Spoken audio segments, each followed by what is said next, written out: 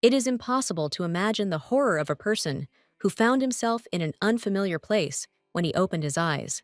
It turned out to be a trial, and three grown men were terribly unhappy with the heroine in front of them. The judges shouted that they had decided to sentence Mint Litanides to life imprisonment.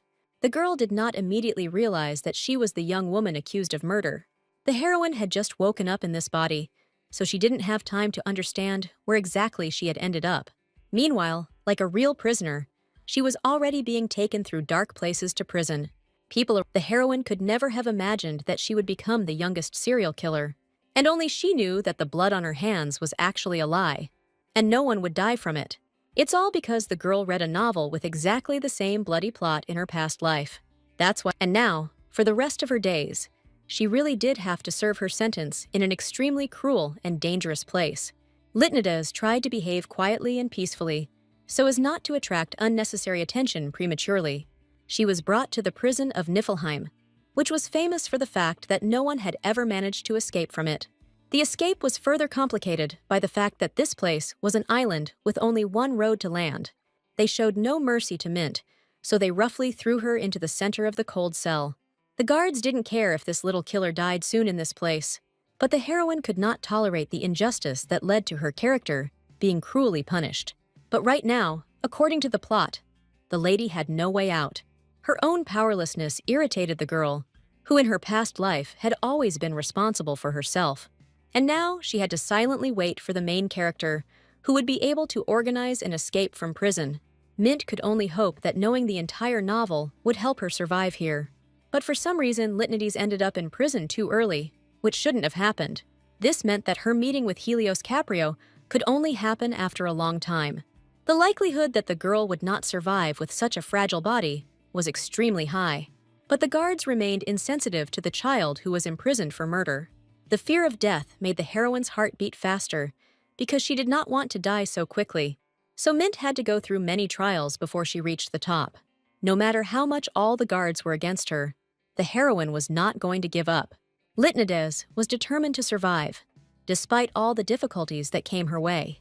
10 years later, one of the prisoners named Kara Kamen was brought to the same prison. She was immediately made to understand that nothing would come easy in this harsh and cruel place. The guard told the girl in an extremely impolite manner about how Niflheim prison was organized. Kyra was curious about why there was a tall tower in the center, but no one gave her any answers. At that moment, she noticed a girl with long blue hair sweeping the yard in the vacant lot. This prisoner seemed incredibly beautiful to Kamen, despite her silent appearance. Yes, it was our heroine who kept her promise and managed to survive in a cruel prison. The guard did not allow Kara to admire Mint, because he addressed her as if she were of lower rank. He said that in the high tower, one could increase one's rank by participating in competitions. This made the new girl realize once again what a terrible place she had accidentally ended up in. Litanides noticed the red-haired girl and was even the first to speak to her out of interest. Kamen didn't expect that such a beautiful prisoner would call out to her so easily. But it turned out that Mint needed to sweep exactly in the place where Kyra was now standing. Before the girls had time to chat, two ignorant prisoners interrupted their conversation. The heroine's expression changed dramatically as she hated those who interfered with her work. These guys had just arrived at the prison and were happy to see that there were girls among them. None of the guards were going to interfere in the small squabble between the prisoners. So the boys were able to move freely and even grabbed Mint by her long hair. Everything about the girl warned them to keep these fools away from her.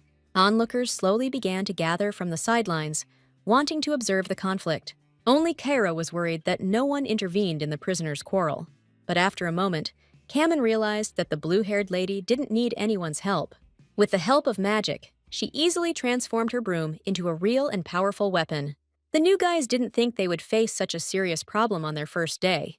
At such moments, the girl never hesitated to use force, because it was necessary to show who was in charge. But for Kyra, what she saw right before her eyes was incredible. Never before in her life had Kamen encountered such strong magical energy in a person. The boys were clearly at a loss, as they did not know how to resist such an enemy. In a few seconds, using a broom, the heroine easily and effortlessly dealt with her opponents. At the same time, Litanides pretended that she was not controlling this suddenly angry instrument.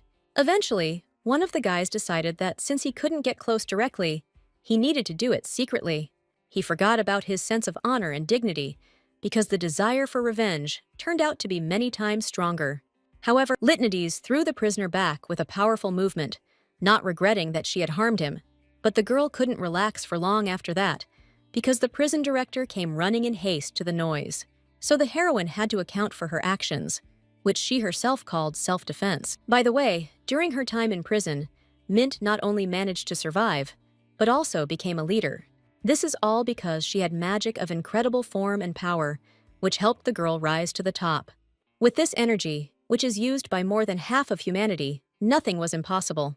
Magic covered almost all areas of life, starting from the compaction of one's physical form, and ending with the insidious ability to influence the minds of others, subordinating them to one's will.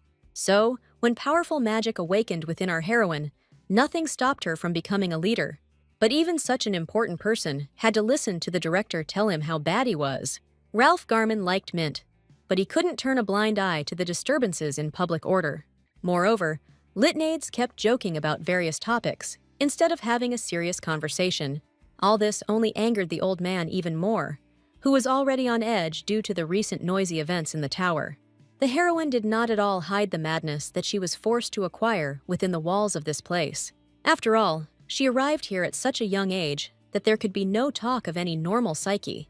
The situation was made worse by the fact that the girl had to eliminate many people with her own hands during the tests. So, in the last years of her life, the heroine barely retained her humanity, remembering the past in another world. No one knew that in reality, Mint Lytnides had long been on the verge of true madness. Therefore, the girl did not want to waste time beating around the bush in conversation with the director. The old man sighed heavily, although the prisoner had guessed correctly, and he had important business with her. As soon as the heroine heard that he was offering her to get out of prison, her face changed dramatically. The director promised that he could record that Mint Lytnides died during the tower's testing. It was an incredibly illusory opportunity, but the lady could not refuse it so easily. The girl did not expect that she would soon have to keep an eye on a new prisoner who would end up in jail. But Ralph needed this man not only to survive, but also to become the leader of this prison. Even with all the heroine's strength, it was difficult for her to guarantee something like this in this unstable place. But Mint liked the deal, because otherwise she wouldn't have been able to get out of there anyway. The girl insisted that they seal their agreement with magic, as this would be an ironclad guarantee. Ralph had nothing to hide, so he shook the hand of the always suspicious prisoner with a light heart. Now a new era was beginning for Lytnides, which she entered with a cheerful smile on her sly face. However, even the heroine could not imagine that she would have to play the role of a guy for the sake of her difficult mission. A few days before, on the director's orders, she collected all her things from the cell where she had lived for a long time. But Mint was not sad to leave, because the possibility of freedom flashed before her eyes in the future. But his close subordinates were not so happy about the news that their leader was suddenly leaving. So Ramona and Daryl began to fight among themselves for Mint's attention, which Mint thought was stupid. The pink-haired girl had a love for teasing, so she showed off all her skills. So the heroine felt sorry for Hera, who had just recently found herself at the moment of her dismissal from her post. This is because even under Mint's rather soft rule, not all newcomers lasted even a week. Lytnides advised Kamen to find people to do all the work for her as soon as possible. Only after this did the girl say goodbye to her subordinates, hoping that everything would be fine with them without her. She had to undertake this work in complete secrecy, so the girl had no intention of giving up her secrets. But the lady herself was not thrilled that she had to play the role of a guy named Garrett instead of herself.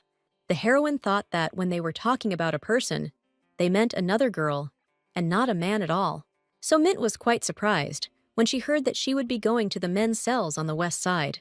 The old man saw no problem with Lytnides having to hide his true identity, although the crazy heroine hinted to the director that she did not have male paraphernalia. This innocent joke angered Ralph, since he had suggested that the girl disguise herself from the very beginning. The old man managed to think through a plan down to the last detail, in which the strongest prisoner was to participate. That's why he gave Mint an artifact in the form of a bracelet that completely transformed her into a guy.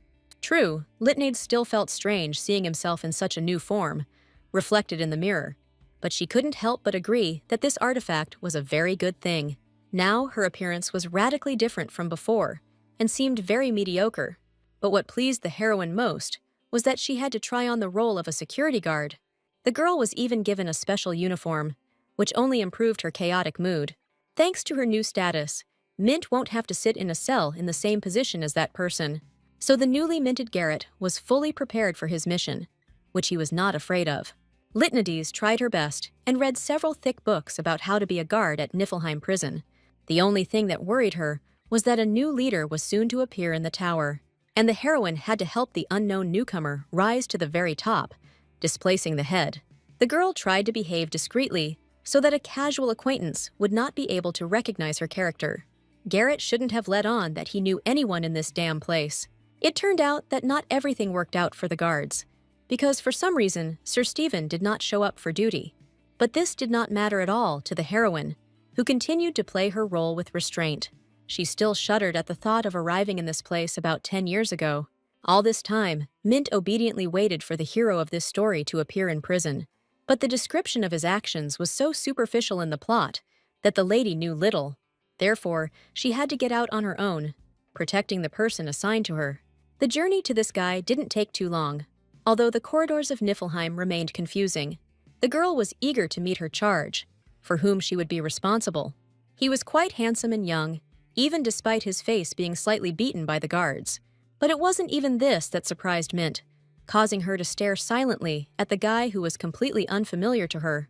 The prisoner looked back defiantly, not intending to show his depressed state. The whole point was that this man was the hero of the novel that Litnades found herself in. It was the son of a duke named Helios Caprio, who had undeservedly ended up in this dark place. According to history, this guy was the successful son of a duke famous throughout the empire. But his own father accused him of crimes and locked him up in the harshest prison. As a result, Helios became the first person to escape from it in the future.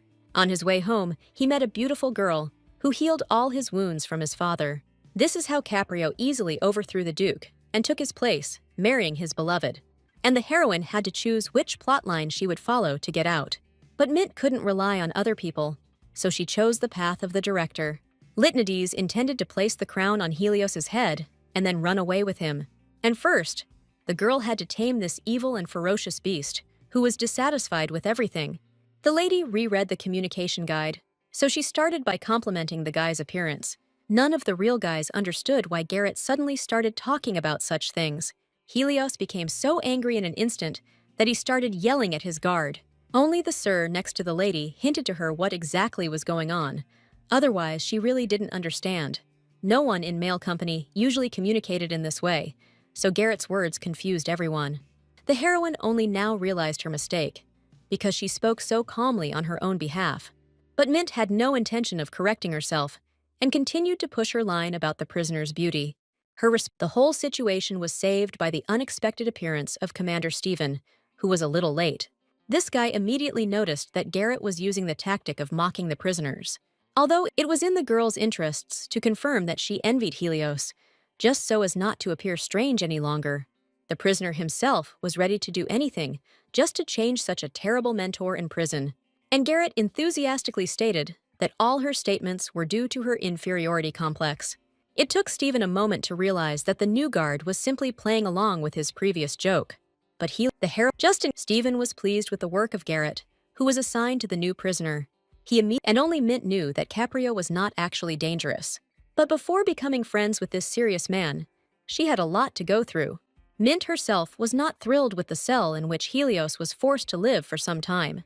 That's why she immediately told him about the opportunity to rise higher by participating in the tower tests. All this time, Litnades, in the body of a man, was going to support the son of a famous duke. But Caprio himself was hostile towards the security guard, who had already given him suspicious compliments. Garrett promised that he would definitely protect the prisoner so that nothing happened to him. And to begin with, the heroine unfastened the handcuffs on the guy's wrists, since they were not needed. The girl had no doubt that she could lift this man to the very top. But Helios didn't believe that such a fragile guard was able to do anything for him. Instead of answering, Mint sharply struck Caprio with magic, but he dodged at the last moment. Litnades was only pleased with his good reaction, but that was not her entire demonstration. The duke's son stood there, hesitant, while the guard demanded the blow. In the end, the prisoner gathered his strength, but did not add any magic to his actions. Because of this, the heroine stopped the guy's powerful fist with just her fingertips. The girl didn't even have to try hard to defeat this tall and strong man. With one movement, Mint easily dropped the big guy, who didn't even realize what had happened. Helios was surprised that he was defeated so quickly by some nondescript guard. Garrett calmly reminded the prisoner that magic had to be put into all attacks. At this point, the guard advised the man under his charge to hit him in the eyes, as they offer little protection. Before, Caprio never thought that the person assigned to him would actually teach him everything. In response, Mint said with a smile that she only gives such lessons to the most handsome men in the world. The heroine never ceased to enjoy Helios's embarrassed reaction at such moments. That's why Miss allowed herself to make fun of the hero, although she planned to teach him well. Then, Lytnides remembered that the test tower was supposed to open tomorrow, so Helios had a choice to make whether to participate in the competition now or in a week. It was in Mint's best interests for the guy to go tomorrow, but she couldn't force him. However, Caprio did not disappoint the heroine, because he boldly agreed to go to the tests in the tower. This man gave Lytnides hope that she could really get out of prison with him. The next morning, even before the test in the tower, the heroine was in for a bit of a surprise. All because Helios turned out to be much more hot-tempered than she initially thought of him. Mint had no plans to keep her charge in perfect order, so she did not interfere. So the guy himself desperately got into fights with any prisoner who said something against him. However, Lytnides still had to intervene to calm the enraged Caprio.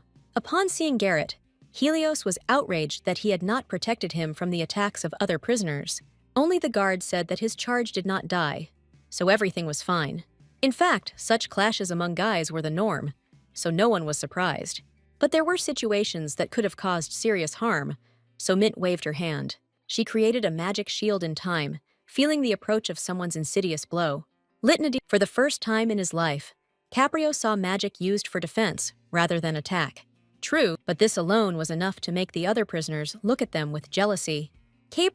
Even Steven couldn't convince the girl, although the guards weren't supposed to stand up for the prisoners. In fact, he didn't come to lecture the new guy, but to tell him about the tower. But Mint was absent-mindedly thinking about what the tower actually was, which she couldn't understand.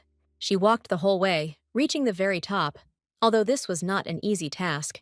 Each test was more of a survival challenge for any prisoner in the jail, and the theme from the 1st to the 20th floor was insects, which were not at all ordinary. It took Lytnides a moment to realize that Helios was asking her questions, wanting to repeat the trick with the shield. The boy carefully watched the manifestations of magic, although he could not yet repeat them.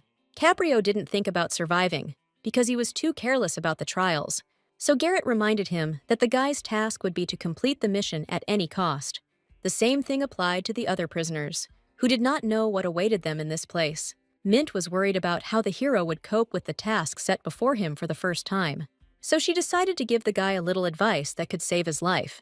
Helios listened attentively to his mentor, although he did not understand the meaning of all these words. Suddenly, he grabbed the guard by the arm, demanding a reward if he survived.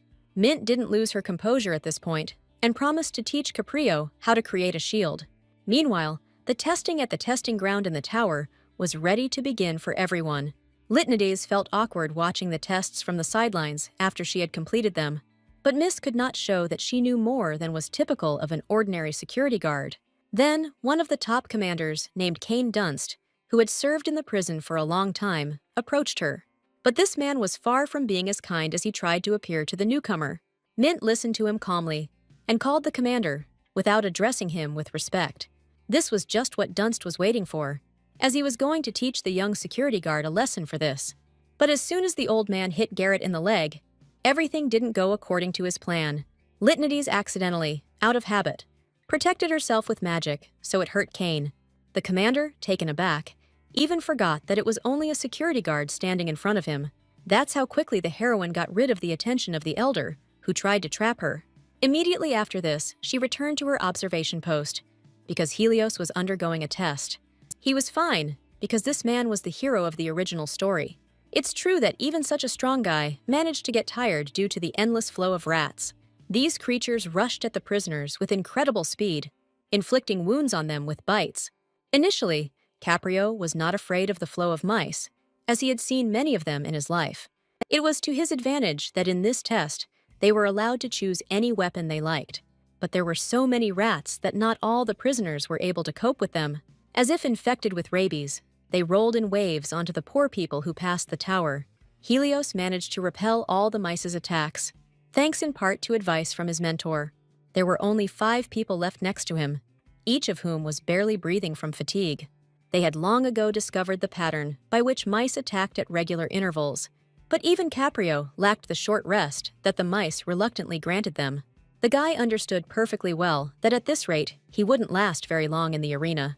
While Mint continued to silently watch him from the upper window, Helios chose the spear as his weapon, only because the guard advised him to take care of his legs. Somehow, Garrett knew about the test that awaited his subordinate in this round. So Helios looked boldly at the guard and asked for one more piece of advice on how to get through. With a smile, the heroine again reminded her subordinate that he should address her politely. Despite all her mischief, Mint still gave Helios a couple more hints, and at that very moment, the rats began their attack again, so Caprio didn't have time to think. He instantly prepared for battle, although the guard's words kept running through his head. The Duke's son strained all his attention to notice what Garrett whispered to him, and they had no leader, but these creatures did not need a clear plan of action. Suddenly, Helios noticed something round near the edge of the tower, which is what Lythnides had told him about. He took a good swing before striking the spot that had somehow bothered him. At the same time, Caprio tried to add at least a little magic to his sharp weapon. As a result, the spear hit the target exactly, even though the Duke's son knew nothing. The rats jumped back with loud squeals from the prisoner, who attacked them with magic. Even Helios himself didn't expect that he would actually be able to use such a difficult skill. But as a result, his spear glowed, confirming that it was now filled with magic. This time, Caprio felt much more confident in the fight, because he had the advantage. But even so, the guy understood that at this rate, he wouldn't be able to last long in this crazy arena. His spear, imbued with magic, was gradually wearing out, and there was no way to stop this breakdown. And the rats kept running out of the tower window, not at all intending to stop along the way. Only Helios had the courage to run towards them, as everyone was protecting themselves. The mice greeted the boy's approach with protesting squeaks, not wanting to give up their territory so easily. Imagine Caprio's surprise when, at the very end of the arena, he saw a small bridge for rats. All this time, it seemed to him that crowds of animals were running straight out of the wall, and there was no way to stop them. But now it was clear that if these bridges were broken, the rats would no longer disturb the howling prisoners. Only now did the Duke's son understand what all those strange tips from his guard meant. With one powerful movement, he destroyed the bridges so that the rats could no longer reach anyone. Immediately after this, the arena notified the prisoners that their test had been successfully completed. This turned out to be very timely, because the remaining people could barely fight the rats. Helios was the only one who guessed the nature of the test, but no one thanked him for it. Only Mint, in the guise of a guard, cheerfully applauded her charge for surviving the tower's crazy game. The girl was not at all embarrassed by how strange her support looked from the outside. In fact, to pass the level, it was enough to charge the weapon with at least a drop of your magic. But Lythnides had read that it was important to praise her players, so she encouraged Caprio in her own style. She didn't pay attention to the fact that the guy was not delighted with such a display of praise towards him. It was only when another guard hinted to Garrett that it was time to stop that the heroine stopped clapping. Now, the new guy had to personally send all the prisoners to their individual cells. Mint didn't even notice that Kane was now planning to take revenge on her a little later for his humiliation. Dunst had never been beaten before, so he wasn't about to let it go that easily. The girl only briefly felt a gaze full of hatred staring at her. But now she needed to remind the impudent Helios that she should be called only by her first name. She lightly kicked her charge, but this blow was enough, since the lady invested magic. So Caprio was bent over, suffering from severe pain in his slightly injured leg. The guy didn't expect that, immediately after this, Garrett would suddenly start stroking his head. The whole point was that Mint decided that now was the right time for praise. At the same time, she couldn't help but notice that Helios's hair was incredibly soft for a guy. Ultimately, Caprio could not tolerate such humiliation, and pushed the persistent security guard away from himself. Lythnides noticed that he was so weak now that he did not cause her any harm. But the Duke's son was eager to learn the magic that Garrett had promised to tell him about. The heroine did not refuse her ward training, since this was also in her plans. She said with a smile that she would count on the smart prisoner in the future. And no one except the director knew who the new security guard Garrett really was. The guy stubbornly refused to address the security guard with respect, despite good communication.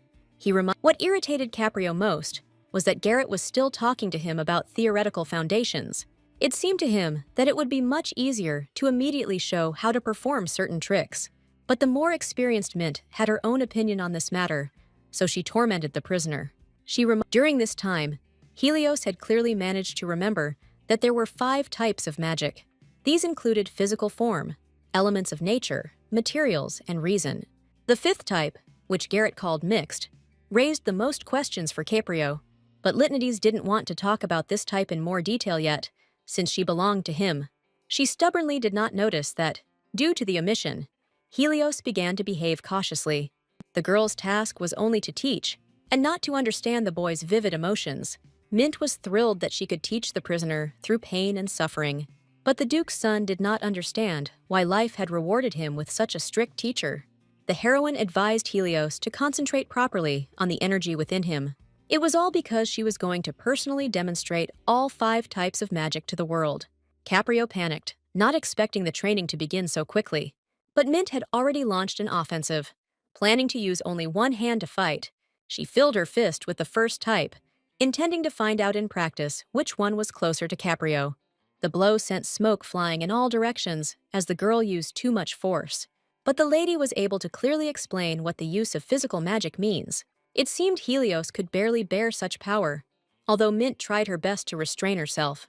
But Litanides noticed that, at the last moment, the guy managed to block her blow. However, this had a strong impact on the Duke's son, whose abilities were not very high. He understood perfectly well that if he hadn't put up a block, he would have flown back at full speed. But there was not a drop of sympathy towards his subordinate visible on Garrett's face. She didn't give him time to rest, as the next type of magical energy was waiting for Caprio. The heroine openly enjoyed what was happening, since she loved teaching in this way. She concentrated the energy in her hand and was able to reproduce real fire. With the help of this magic, it was possible to create any element that exists on Earth, after which Mint immediately attacked Helios, who was unable to dodge the blow. Garrett then told Helios about the material type that could create objects. In an instant, she pulled a weapon out of thin air and boldly pointed it towards Caprio. Exhausted by such training, the Duke's son fell to the ground without strength and was unable to rise. With a smile, Mint announced that they would end the training for today due to its complexity. Barely breathing, Helios still remembered that there were still 2 whole unexplored types of magic. But the girl was sure that at this stage, the guy would not be able to block the mentalist. Only at the very end of the training did Litanides admit that she was that mixed type. She only lied about being able to use each type in very small quantities. In fact, the heroine was able to freely switch between magical energies. But it was too early for the tired Helios to know such details about his teacher. In the guise of Garrett, Mint again comforted Caprio, stroking his head at the end of the workout. Caprio did not dare this time to reject the consolation of the guard, who was embarrassing him with his behavior. It was all because Garrett had a sweet smile when he tried to help the prisoner he was assigned to. The Duke's son kept wondering who his guard really was. But at that moment, Litanides changed the topic to what kind of magic was easiest for the guy to block. Caprio thought seriously about this question, analyzing all the blows he received today. He guessed that he felt the least pain when the weapon struck his body. When Garrett reported that this was Helios's magical type, he was surprised. It now became clear that the Duke's son had the ability to perform material magic. But the guy himself wasn't happy about the blows he had to go through to understand this. The worst thing for Caprio was that he partly agreed with his mentor's logic. Mint was so unaccustomed to communicating with normal people that she couldn't understand the guy's feelings. Then suddenly, he laughed and admitted that Garrett was the craziest thing he had ever seen in his life. In response, she was pleased that the boy was making progress, despite the small amount of training. But Helios couldn't find an answer to the question of why Garrett was helping him in the tower at all. However, the warmth he received from the guard became closer and dearer to him. So gradually, the guy stopped grumbling so much at the strange guy in uniform. As for what was happening on the upper floors, Ramona was frankly bored without Litanides. She dealt with difficult prisoners with ease because she was well trained. This is one of the reasons why the girl could not find something to do while waiting for the leader to return. To Ramona's credit, she didn't bother people who didn't attack her first. All her thoughts were occupied with memories of Mint, who was supposedly subjected to the death penalty.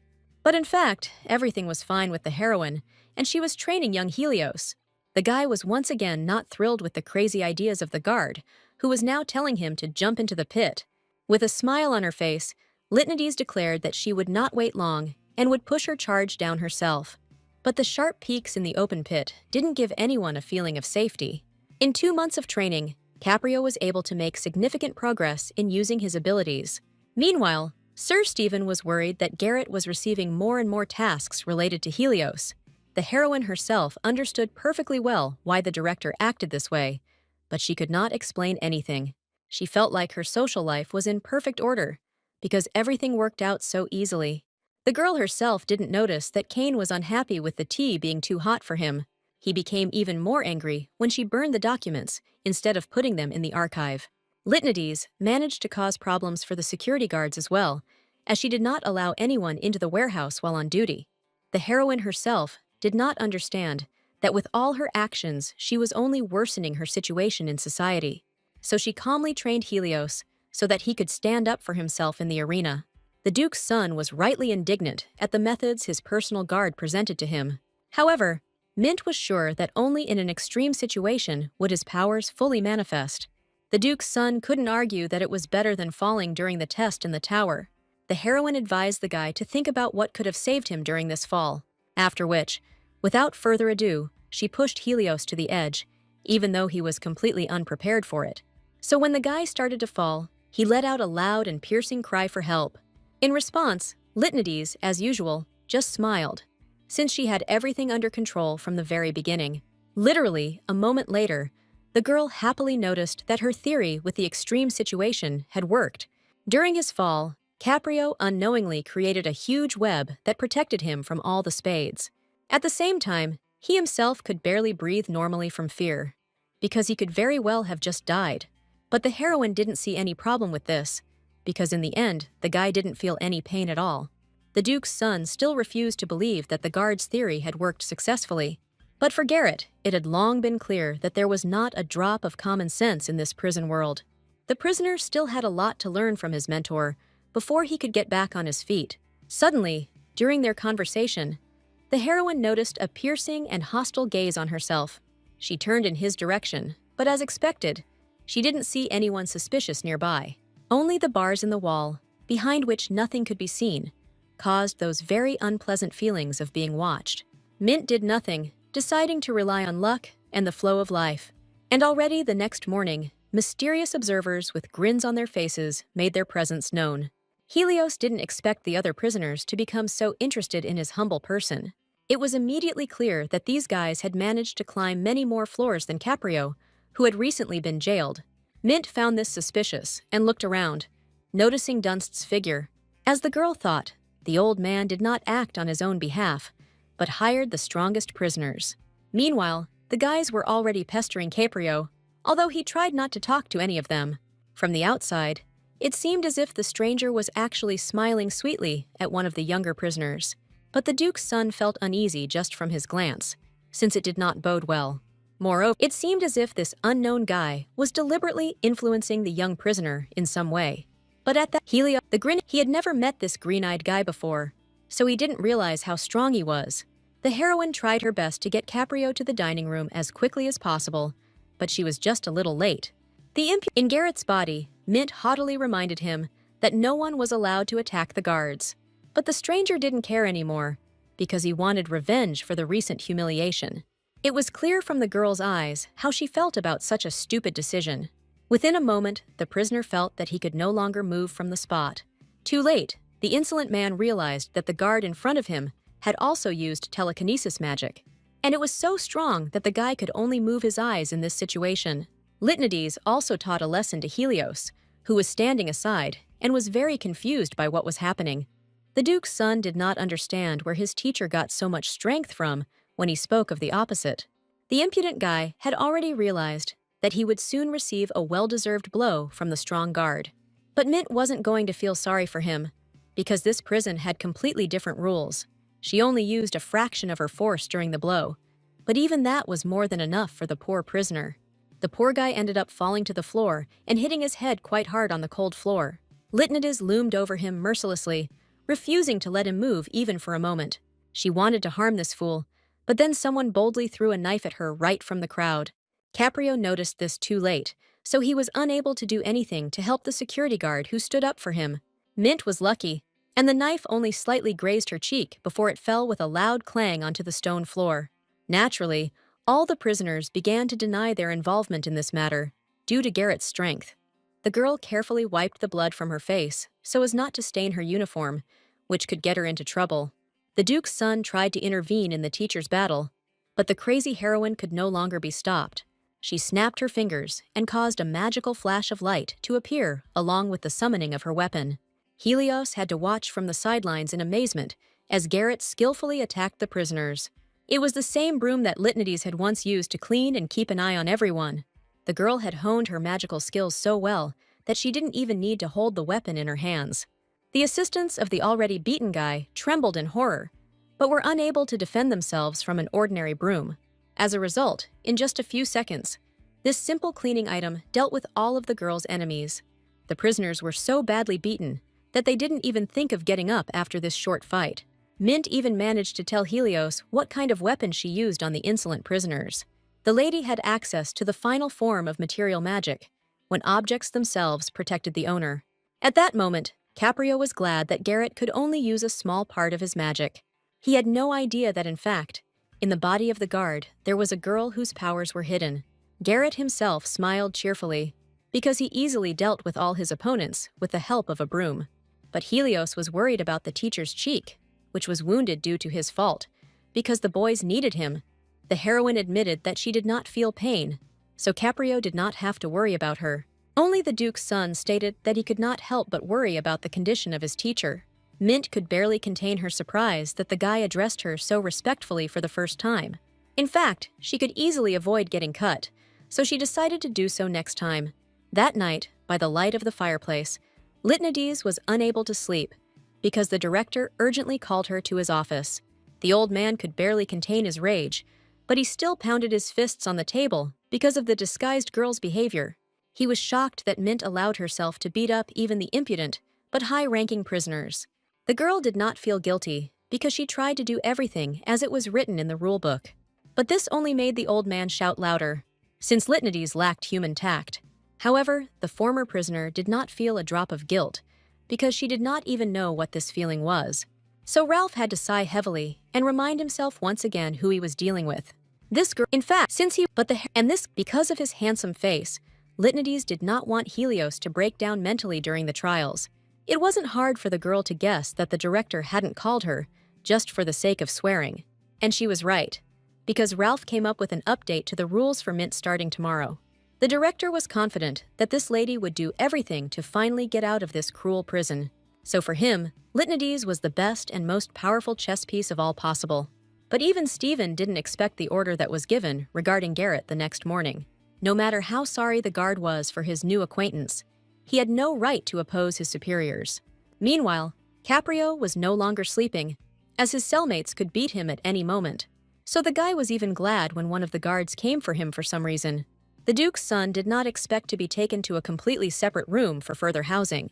The place looked as gloomy as all the rooms in the prison, and for some reason, it was intended for two. Caprio didn't immediately realize that they didn't close the door behind him because they were expecting another person. He turned around in confusion, fearing the newcomer who might be moved in with him permanently. Caprio could never have imagined that he would eventually meet a good old friend. Garrett, who had been demoted to carry out the mission, now stood calmly before him in the form of a prisoner. The Duke's son was so shocked that he couldn't even say a word to his teacher.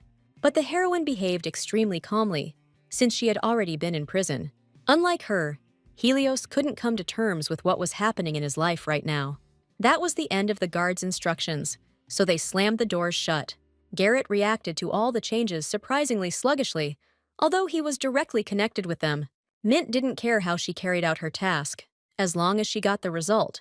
The guilt was so strong in Caprio that he could not contain his emotions.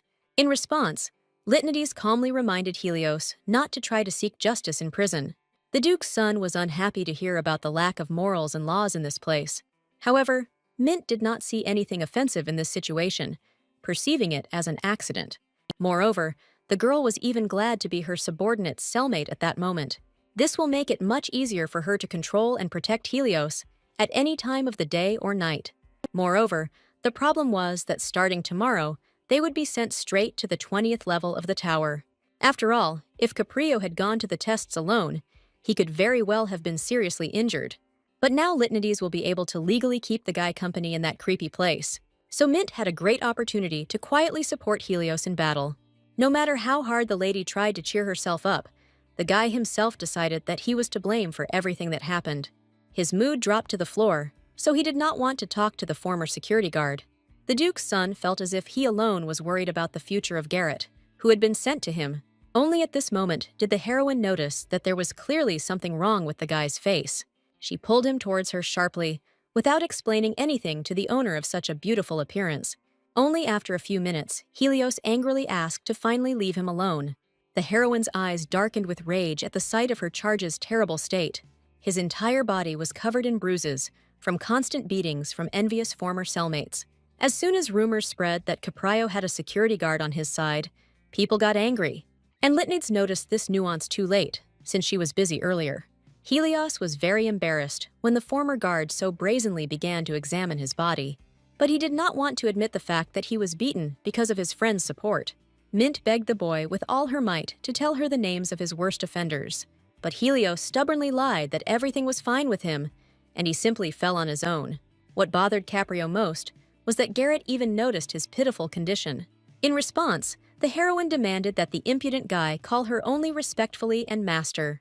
The Duke, seeing this, a little, but Helios had no such plans, as Garrett's punishment was his fault. He wasn't Lytanides, she was so, taking advantage of her position, the girl called the guy to her, and he obeyed her. As soon, in the guise of Garrett, the heroine made a very sweet face, in the hope that the guy would listen. As a result, the angry Caprio's protesting cry was heard throughout the entire lower part of the prison. But the Duke's son was so worried about his friend that he still couldn't close his eyes. If he were in Garrett's place, he would have felt acute resentment at such an incredible injustice. But there was no point in changing anything, so the guy simply turned to the wall. That night, he had a terrible nightmare about his own father, who had betrayed him so easily. With a sly smile on his face, the old man whispered that his son was a real killer. He jumped up in bed early in the morning in a cold sweat, unable to fall asleep again after that. Helios still felt a wave of rage every time he even briefly thought about his father. The guy felt complete despair due to the hopelessness of his situation at the moment. That's why Caprio planned to get out of prison to take revenge on the treacherous Duke. This emotional pain spread throughout the heir's body, almost consuming his mind. And this same pain made Helios strive to survive in this place, all for the sake of escaping from prison and finally getting to the damned father. A couple of hours after Helios's sudden awakening, it began to gradually get light. The heroine stretched sweetly upon waking up, and only then noticed the condition of her charge. But, as usual, out of spite, Caprio didn't tell about his nightmares. Garrett reminded his ally that they needed to collect their thoughts before the test. True, the girl had not yet had time to really wake up, so she spoke little by little. So she didn't immediately surprise Helios with the fact that they could visit the tower at any time. The Duke's son initially suspected that raising the level would have some consequences. Mint had nothing to fear during the trials, so she acted as relaxed as possible. The girl advised her ward to quickly enlist the support of other people. She was worried that Helios wasn't strong enough to handle it alone. Even Caprio realized that having a mentor alone wasn't enough to call it a team. While the guy sat relaxedly in place, Lytanides suddenly activated her ability. She deliberately grabbed Helios's wrist with magic unexpectedly in order to drop him to the floor. Naturally, the Duke's son was not at all pleased with such a bonus from early morning, and Lytanides cheerfully declared that from now on, their training would take place at any time. She reminded that in the tower, not all attacks remain honest and noticeable. That is why the girl planned to continue actively training her protégé. Helios understood that, with his skills, he would not survive even with the skilled Garrett. A former security guard compared the fish to sardines, which only remained alive in a school. the heroine required Caprio to gradually learn to be independent in prison. Until then, she planned to actively help the guy get back on his feet with confidence. On the 20th floor, there was a sharp change in location and enemies, which began to differ. All the newcomers were surprised at the sight of the tall wheat that covered them up to their waists. Due to the sudden change of scenery, Helios could not relax before the test. But Mint managed to maintain her calm, which she used to support her charge. Many participants noticed that there were many more people on the floor this time. But Caprio didn't understand why people sacrificed themselves so much, if they died, if they lost. Suddenly, Garrett, the hero, after which Helios did not share his mentor's joy, because he mistakenly believed that he was fighting to the death. Due to, of course, but the dogs immediately pounced on the poor fellow, as if they were just waiting for such a mistake from him. His name, and this time, the Duke's son bravely stood up for the stranger, while he still had strength. Helios, taking advantage of the fact that Caprio spoke to him first, Ged decided to ask him a question. All this time, the guy was confused by the fact that Garrett was the only one of them who didn't even try to fight. The heroine initially planned for herself the role of a person who would support her from the outside. She professionally searched for rats that had strayed from the arena so that they wouldn't distract anyone. And during the battle, Mint had already accumulated a sufficient number of small animal corpses. What most confused the people around him was that Garrett, for some reason, buried them in thick wheat. Suddenly, a girl we already knew joined the newly formed company. But Helios saw Hera for the first time, so he didn't even linger his gaze on her for a second. What worried him much more was that even during the break, the number of dogs did not decrease. The heroine smiled slyly, as she knew very well the true nature of this level. The girl carefully gave her charge a sign so that he could prepare for the real battle. But the guy didn't immediately understand what exactly his smart mentor was trying to tell him. Within a moment, people were screaming in panic that something was approaching them in the thick wheat. Caprio was unnerved by the fact that he had no idea what to expect from this strange level. Suddenly, on the surface of the wheat, he noticed a tall shadow that appeared right behind him. The Duke's son barely managed to turn around in time to attack the unknown enemy first. In the end, he pierced the straw body with a spear charged with magic. The fact that it was a scarecrow and not a dog that attacked him greatly surprised Helios, who was used to something else. But the enemies didn't give the guy even a second to rest. As another one suddenly appeared behind him, he had already prepared himself for the blow, because he himself would not have time to repel another quick attack. But suddenly, the scarecrow flew off to the side at great speed under the influence of powerful magic. It was Mint who managed to save her charge in time, so that he would not be seriously injured in the battle. This is how easily and quickly the heroine defeated the main enemies of this dangerous level. All the scarecrows lay peacefully on the ground after being overthrown, as if they had not planned to attack. Helios felt uneasy just looking at these fast and swift enemies. But Garrett was openly happy that they had managed to successfully complete the test. Only now did the Duke's son realize who the real boss of the 20th level was. The former security guard recalled his words that in this place everyone needs cover. And in fact, the dogs were just a distraction from the main boss of the level. Caprio never thought he would find himself in such a crazy place in his life. However, the test was over at this point, and everyone had to return to their cells. Garrett didn't forget to praise his protege, who had fought well all this time. Only after this did Helios admit that if it weren't for the master, he might have lost this time. Mint was genuinely delighted that the Duke's son had finally thought of her. She consoled Caprio by saying that the higher your level, the more scarecrows attack you. The girl did not expect that Helios would be attacked by 2 straw men at once. The remaining newcomers dealt with 1 monster each, although they received minor injuries. Before leaving the arena, Helios's intuition told him to check the place where the master was. He couldn't believe his eyes when he saw the incredible number of fallen scarecrows there. Garrett himself acted as if he hadn't fought anyone at all during the recent test. Only now did the Duke's son realize that this was how Garrett was preparing him for the battle in the tower. In response, she reminded Helios but the man's voice seemed familiar to Helios, although he didn't immediately recognize it. It was that same recently rescued Gedsatane, who was filled with strong gratitude. Caprio was surprised to find that the boy had no wounds despite the battle. Since the red-haired man survived only thanks to the Duke's son, he sincerely wanted to befriend him. And Helios, for the first time, did not resist and shook the hand of the sociable and smiling guy.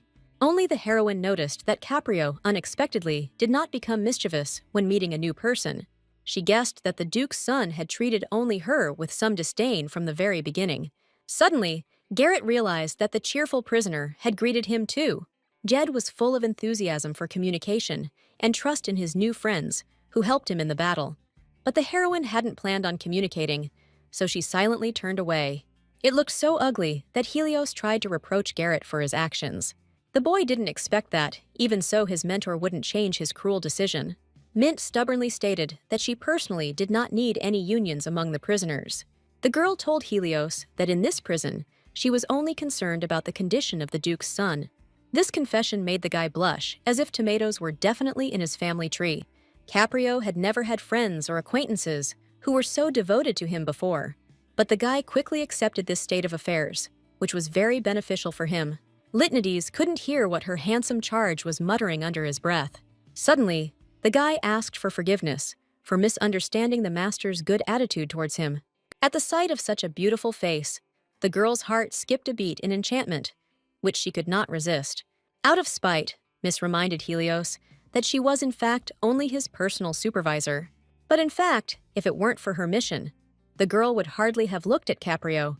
By chance, the heroine noticed the silhouette of Kara, who had managed to reach such a floor of the tower. This only meant that Ramona and Daryl had prepared the girl well for battle. Lost in thought, Litnides completely forgot about the rules of decency and the fact that she was staring at a person. So the girl did not immediately realize that Helios approached her with surprise. For some reason, the guy decided that his master was staring at the girl because she was his type. But the heroine laughed merrily at this assumption, because it was far from the truth. Neither of the two friends noticed that they had been followed by an unknown person the whole time. This person had absolutely no intention of revealing himself now, simply observing the couple. Meanwhile, Garrett and Helios were constantly bickering with each other on the way to the cell. After a few days, our heroes moved up several difficult floors at once, and each time, Caprio emerged from the tests as if he had just died and been resurrected. The guy himself wondered why he felt so bad from a moral point of view. Mint, without a second thought, called her charge a coward, which immediately offended him. Although there was some truth in this, because Helios couldn't even properly look at insects. Litnides absolutely loved to laugh at the Duke's son, which is what she did every time.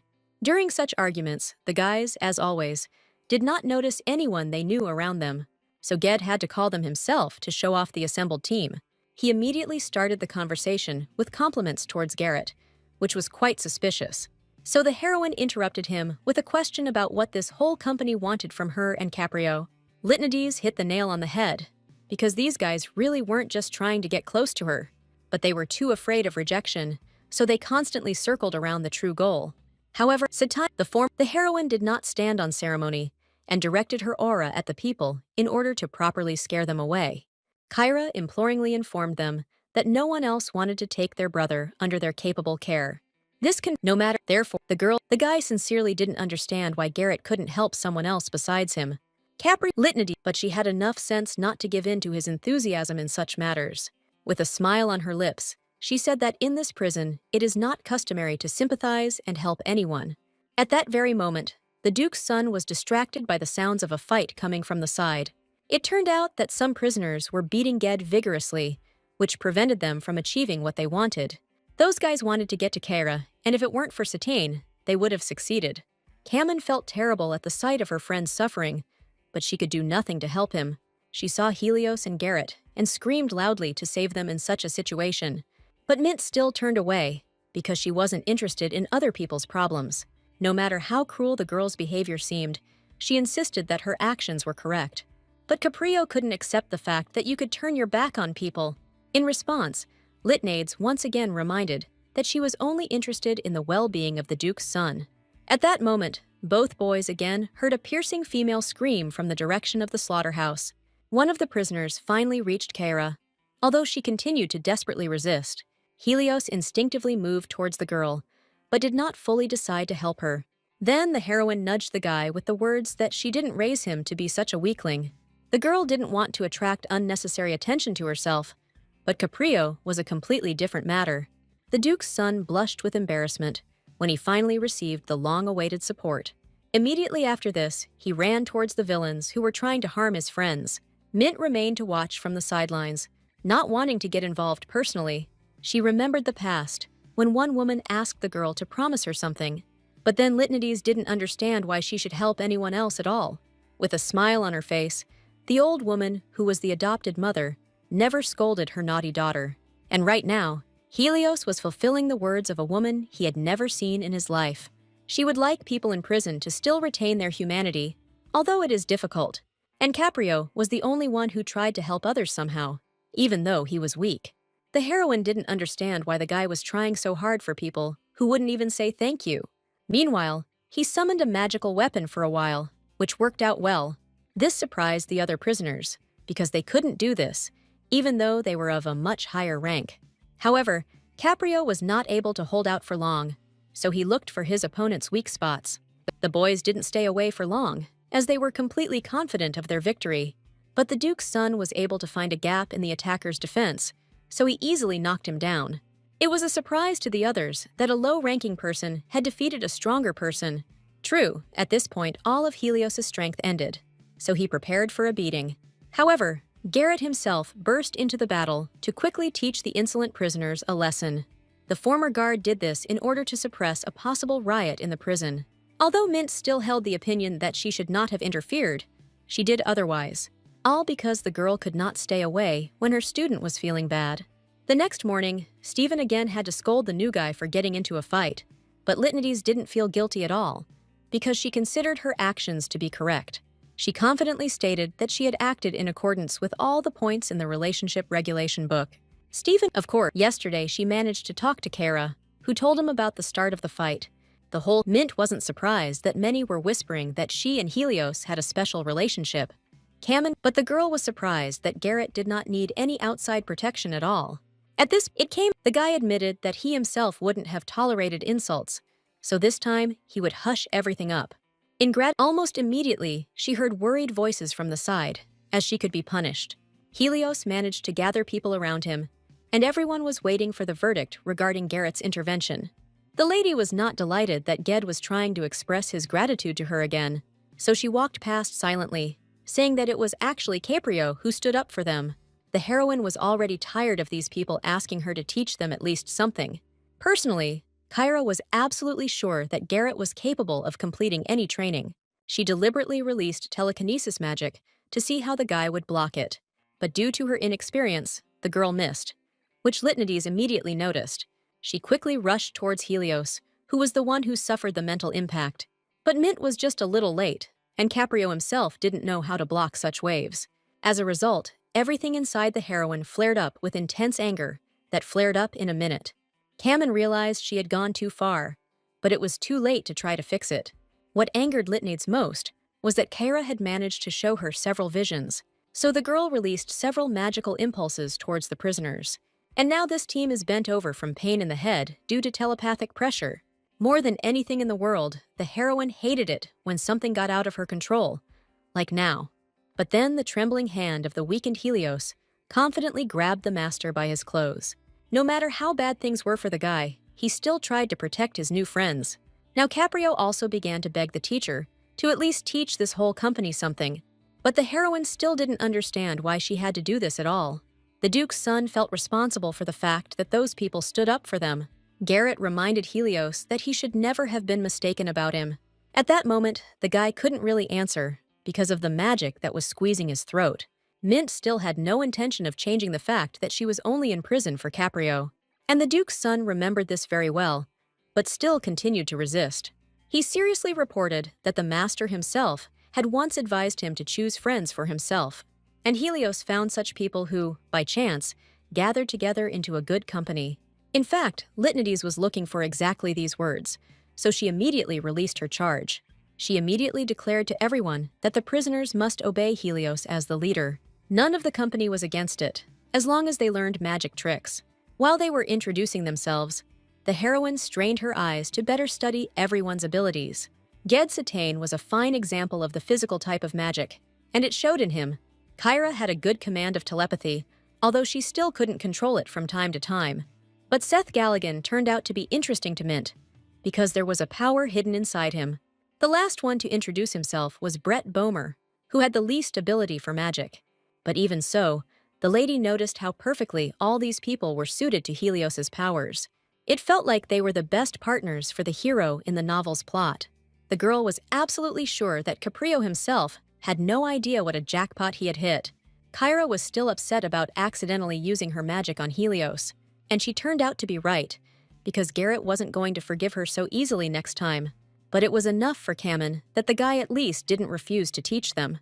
To clear up the misunderstanding, Caprio tried to make the master look like a slightly stupid person. As a result, they began to quarrel with each other again, which looked like warm communication. The very next morning, brutal training of the entire selected team of prisoners began. Mint happily developed Seth's healing skills, which he hadn't even suspected. And only Ged was worried about his friend, and decided to consult with the leader of their group. From the outside, it seemed to Satane that Garrett was being too pushy with the soft boy. No one except the heroine had ever heard before that magic could be divided into anything else. At that moment, the timid prisoner even became frightened because of his incomprehensible fate, and now Ged felt sorry for Seth, who, in complete shock, awakened his magical powers. Yes, Garrett's methods worked, but at the same time, they somewhat broke the unstable psyche of people. So the red-haired guy admired Helios even more for enduring all this alone. And Mint was pleased that the new company had a good level of preparation. She deliberately pressured new students to try harder each time. At this rate, the training was progressing much faster than even Litanides herself had planned. But the heroine could not rejoice at these small achievements of her subordinates. This is because the floors in the tower promised to become more and more difficult with each level completed. So even such a close-knit company soon found itself with problems in the arena. Only Garrett acted relaxed in any situation, as this level was easy for him. The reincarnated guy was having a great time during the trials, while training his students. As soon as he said that this was not the end, the doors of the dead end suddenly swung open. The whole company was quite surprised that their opponents were now other prisoners. They had never fought with humans before, so even Helios didn't know what to do. Caprio couldn't afford to pass the level at the cost of the lives of other test participants. Only Mint was not at all confused, as she had been prepared for something like this in advance. Since the enemies had an advantage in skills, Litanides decided to take them on. The Duke's son could not allow the master to take the lives of all these people so cruelly, but the heroine did not explain to the student that everything would ultimately be okay with them after the battle. So the anxiety inside Caprio only grew stronger after the words that Garrett would handle everything. However, the former security guard simply brushed off his annoying charge with morality. The heroine had long been prepared for clashes between people, so she did not consider this terrible. In just a couple of minutes, she dealt with each of the enemies, who were significantly inferior to her in strength. The girl mercilessly threw all the prisoners down to ensure she won the challenge. This left Helios so shocked that he was not ready to talk to the master again. Even after passing the test, the guy remained just as quiet, which was strange for him, but everyone else was delighted with the skills of Garrett, whom they chose as their mentor. Their joy caused dissonance in the soul of Caprio, who was sad about the dead prisoners. Even Ged wasn't at all upset, although he was usually the most sympathetic of the group. So the Duke's son could not understand why everyone around him did not worry about the dead. Suddenly, the guys realized that Caprio was not aware of the rules of this difficult level. So Satine delicately pointed the leader somewhere to the side, asking him to look more closely. In that place, the hero saw the very guy who was supposed to die in the arena. Helios was absolutely sure that it was him that Garrett had thrown down, just to win. But it turned out that all the supposedly dead prisoners were resurrected after this level in the tower. As a result, that evening, Caprio sat in his room, ashamed, unable to sleep due to the realization. He felt awkward because he allowed himself to doubt the actions of the master himself. But Mint had deliberately not told her protege anything about the fights until this moment. She explained that otherwise Caprio would not be so driven to win at every level. This was another brutal training session from the heroine, who went all the way up the tower to the very top. She knew perfectly well that it was useless to try to escape from a prison with special rules, because this tower does not allow anyone to die until the very end, wanting to find a winner. The girl was afraid that death could break the hero, so she motivated him to fight. For the first time since these words, the Duke's son became interested in what was up there. In response, the heroine joyfully reported that there was a path of salvation for every prisoner. She believed that Helios would be able to escape from prison once he had completed the entire tower. Mint sincerely wanted Caprio to win, because she herself wanted freedom for herself in the future. At that moment, the magic inside the hero intensified, and he saw what he was not supposed to. Even the heroine herself did not notice that the illusion of the bracelet had fallen from her for a few moments. But the revelation lasted only a few seconds, so Helios did not have time to understand anything. As soon as the lady turned around, she again appeared in the form of Garrett, already well known to Caprio. So the guy decided that he was just imagining things because he was tired from the battles.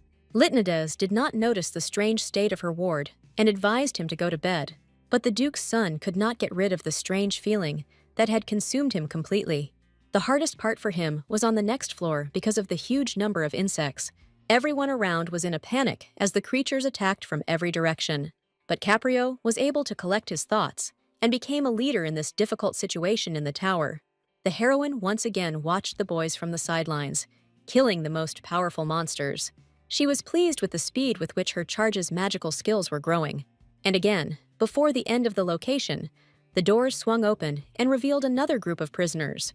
Helios discovered that it was not necessary to kill people, as it was enough to immobilize them. Mint did not interfere with his plan, although doing so was many times more difficult than a regular murder. However, while the team was coping with its tasks, the girl had no intention of interfering. In the end, everyone was exhausted, but glad that another test was over. Only Ged supported Helios's idea, as it allowed them to practice their skills. However, the Duke's son still kept his distance from his friend, not allowing him to be familiar with him. At the end of the test, Mint approached her charge, but he instinctively moved away from her. The guy himself couldn't explain why yesterday's mirage of the girl had such a strong effect on him. Unfortunately for Helios, the heroine had a poor understanding of human emotions, so she attributed everything to fatigue. Noticing the awkwardness between the master and the leader, Brett would start making loud jokes every time. But no one took him seriously, so the guy was constantly left out of work.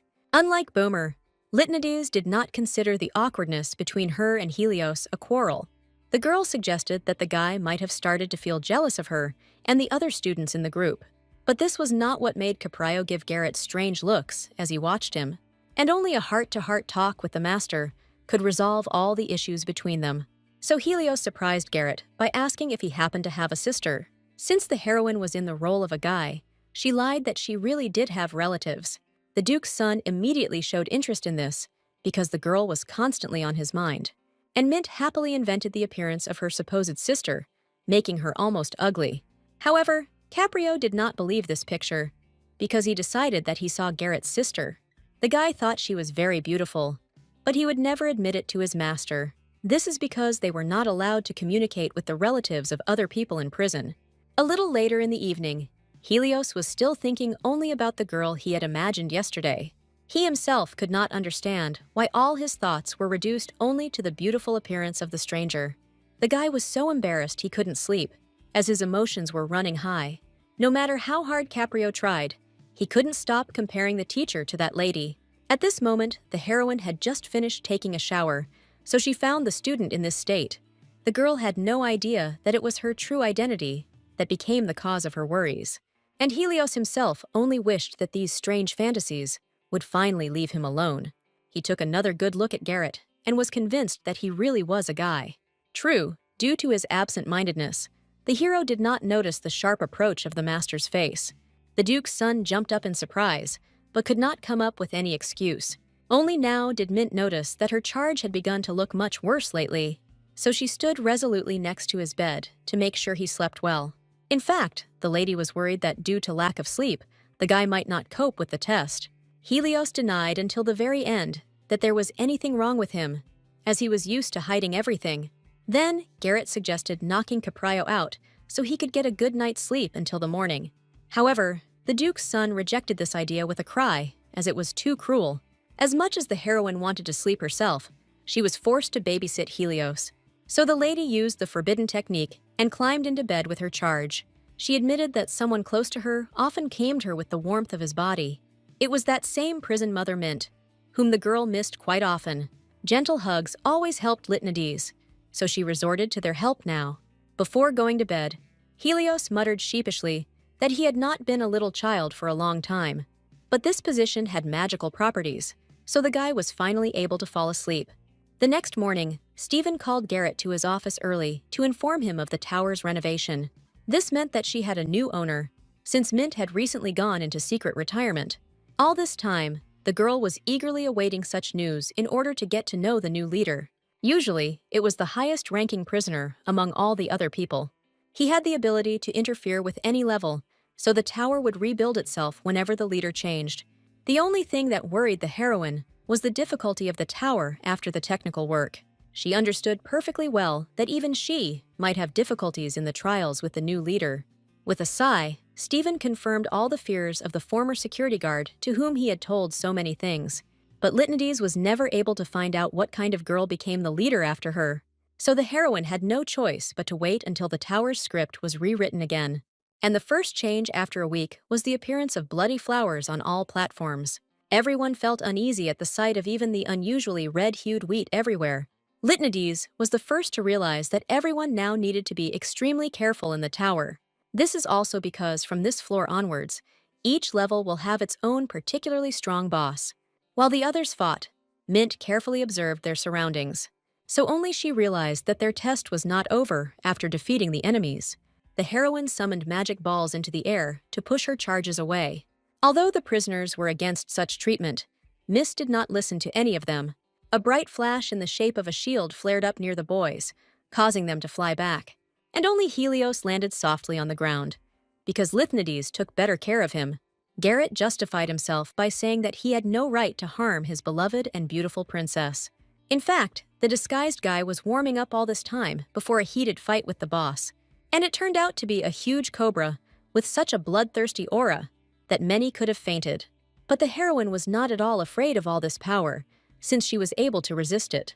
From the mouth of this terrible snake dripped a special poison that could kill with one touch.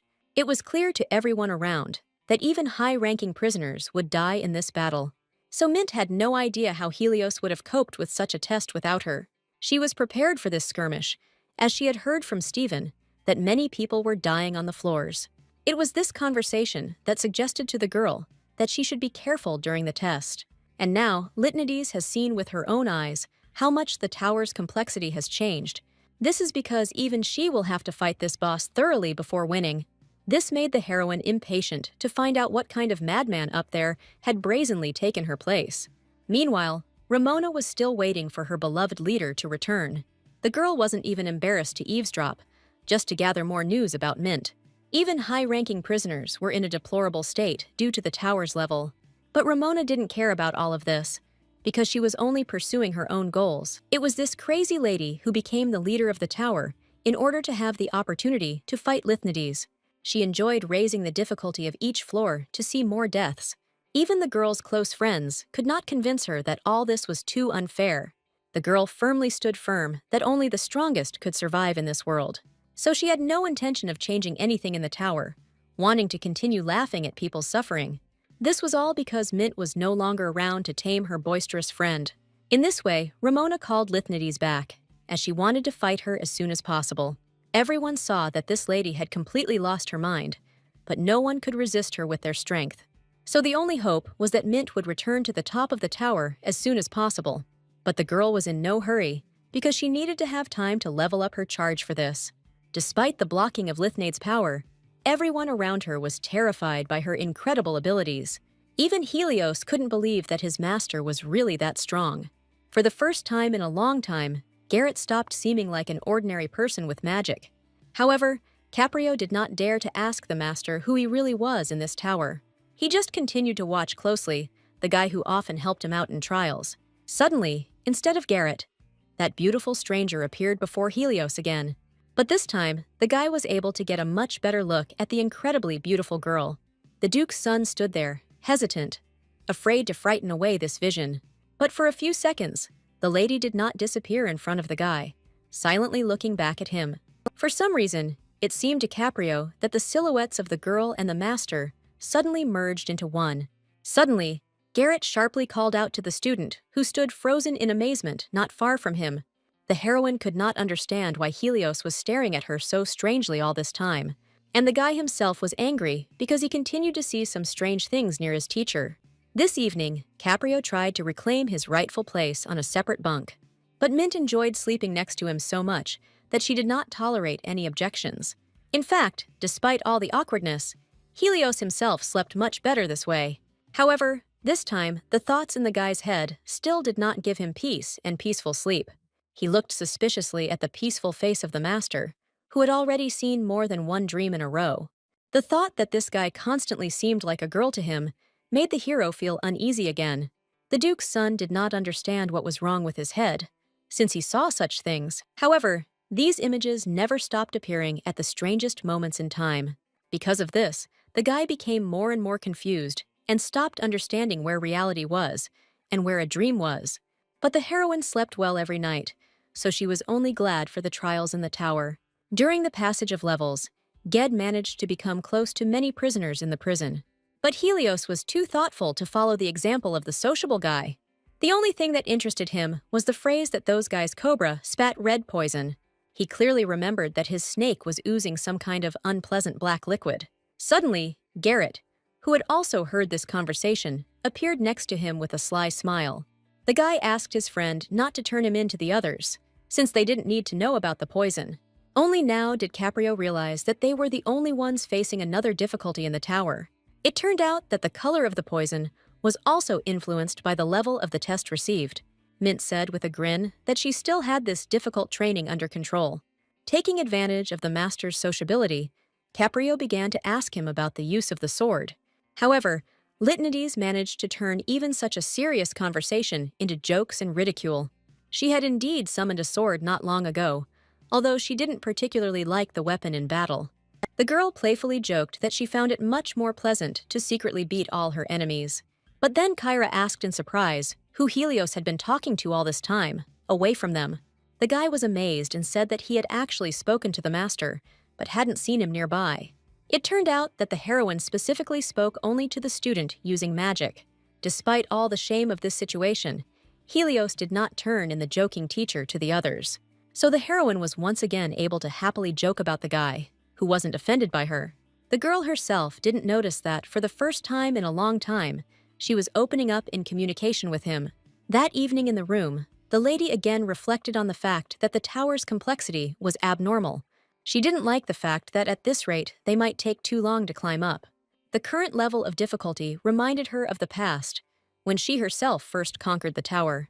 At that time, the leader was such a cruel tyrant that he did not spare even his close subordinates.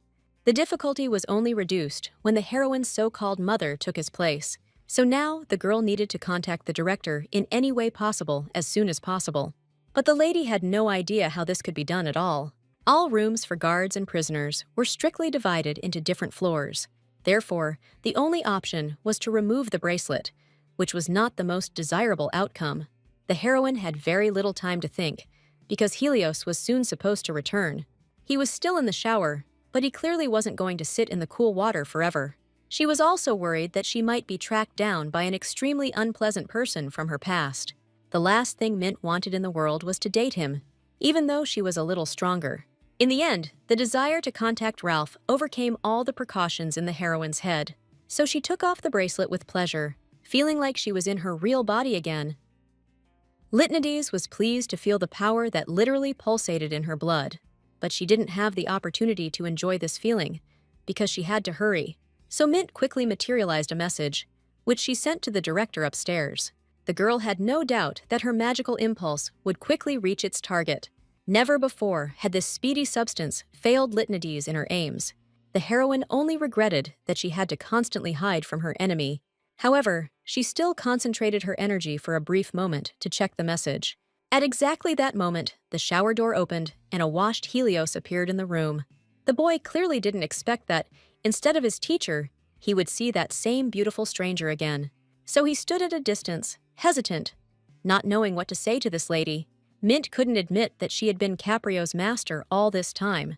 She expected the guy to show up, but meeting him still happened too unexpectedly. Despite all her closeness to Helios, the heroine could not confess anything to him. Suddenly, The Duke's son rubbed his face with his hands in confusion, which gave the girl a small clue. After which, Caprio began to anxiously ask where his favorite master was. Mint smiled in response, thinking about how to quickly knock out the good prisoner. Helios himself spoke to the stranger, although she stubbornly remained silent in front of him, all because Lytanides was assessing the mesmerizing color of her diligent ward's aura. The girl was lost in thought and did not notice how the Duke's son had managed to get significantly closer to her. The guy still didn't understand whether he was in a dream or seeing this lady in reality. With a grin, Mint asked if Helios really liked such a strange and incomprehensible dream. Caprio even recoiled in surprise, since he could not admit to something like that. The girl did not pay attention to his words about Helios liking his teacher. Instead, she knocked the guy out with a quick and deft movement to send him to sleep. The Duke's son immediately lost consciousness, which was only to the heroine's advantage at that moment. She herself did not expect that she would be able to so easily knock out the hero of the plot, after which, without regret, she threw him onto the bed, giving him the opportunity to have a good rest.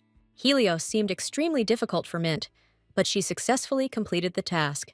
At the same time, the lady did not understand why the guy even said that phrase about his attitude towards the teacher. Right now, Helios was sleeping so peacefully, as if this whole strange situation had never happened. So, just in case, the girl erased part of the guy's memory so that he would think it was a dream. No matter how sad the lady was about this, she could not sacrifice her mission for the sake of another. Soon the heroine's little assistant returned to her and brought with him a reply message. Mint immediately put the bracelet back on so that there would be no more unpleasant situations. Of course, she was much more comfortable in her own body, but she had to endure it for the good of the mission. And immediately, the loud voice of a disgruntled Ralph poured out on her, because Lytanides had to open up. The girl quickly covered her ears with her hands, as she had long been accustomed to the emotional director. She was intrigued by Garmin's words about something unusual happening when the leader changed. The girl remembered very well that there were two ways to become the head of the top floor. The first option is to reach the 100th floor while the leader's position is absent, or kill the previous one, take his position, and take control of the entire tower. It so happens that Clark was supposed to become the leader, but he is on the brink of life and death. Mint was surprised that the person the tower had accepted could not influence it in any way. The director could promise that he would soon begin talking with the leader as soon as he woke up. At the very end, Ralph reminded the girl about completing the mission, but she already knew that. As soon as the message disappeared, the heroine began to think hard about everything that was happening around her. She understood that the leader had definitely changed, and the tower recognized him as the next one, although no one liked him. But for some reason, the director never told who actually took her place at the top. And this caused Lytanides to sigh heavily, as she would have preferred to have all the information. It turned out that this knowledge was either not needed by her or could interfere with the completion of the mission. The heroine herself did not notice how she fell asleep and opened her eyes when Helios suddenly jumped up. The guy looked like he had just seen a real ghost somewhere in the hallway.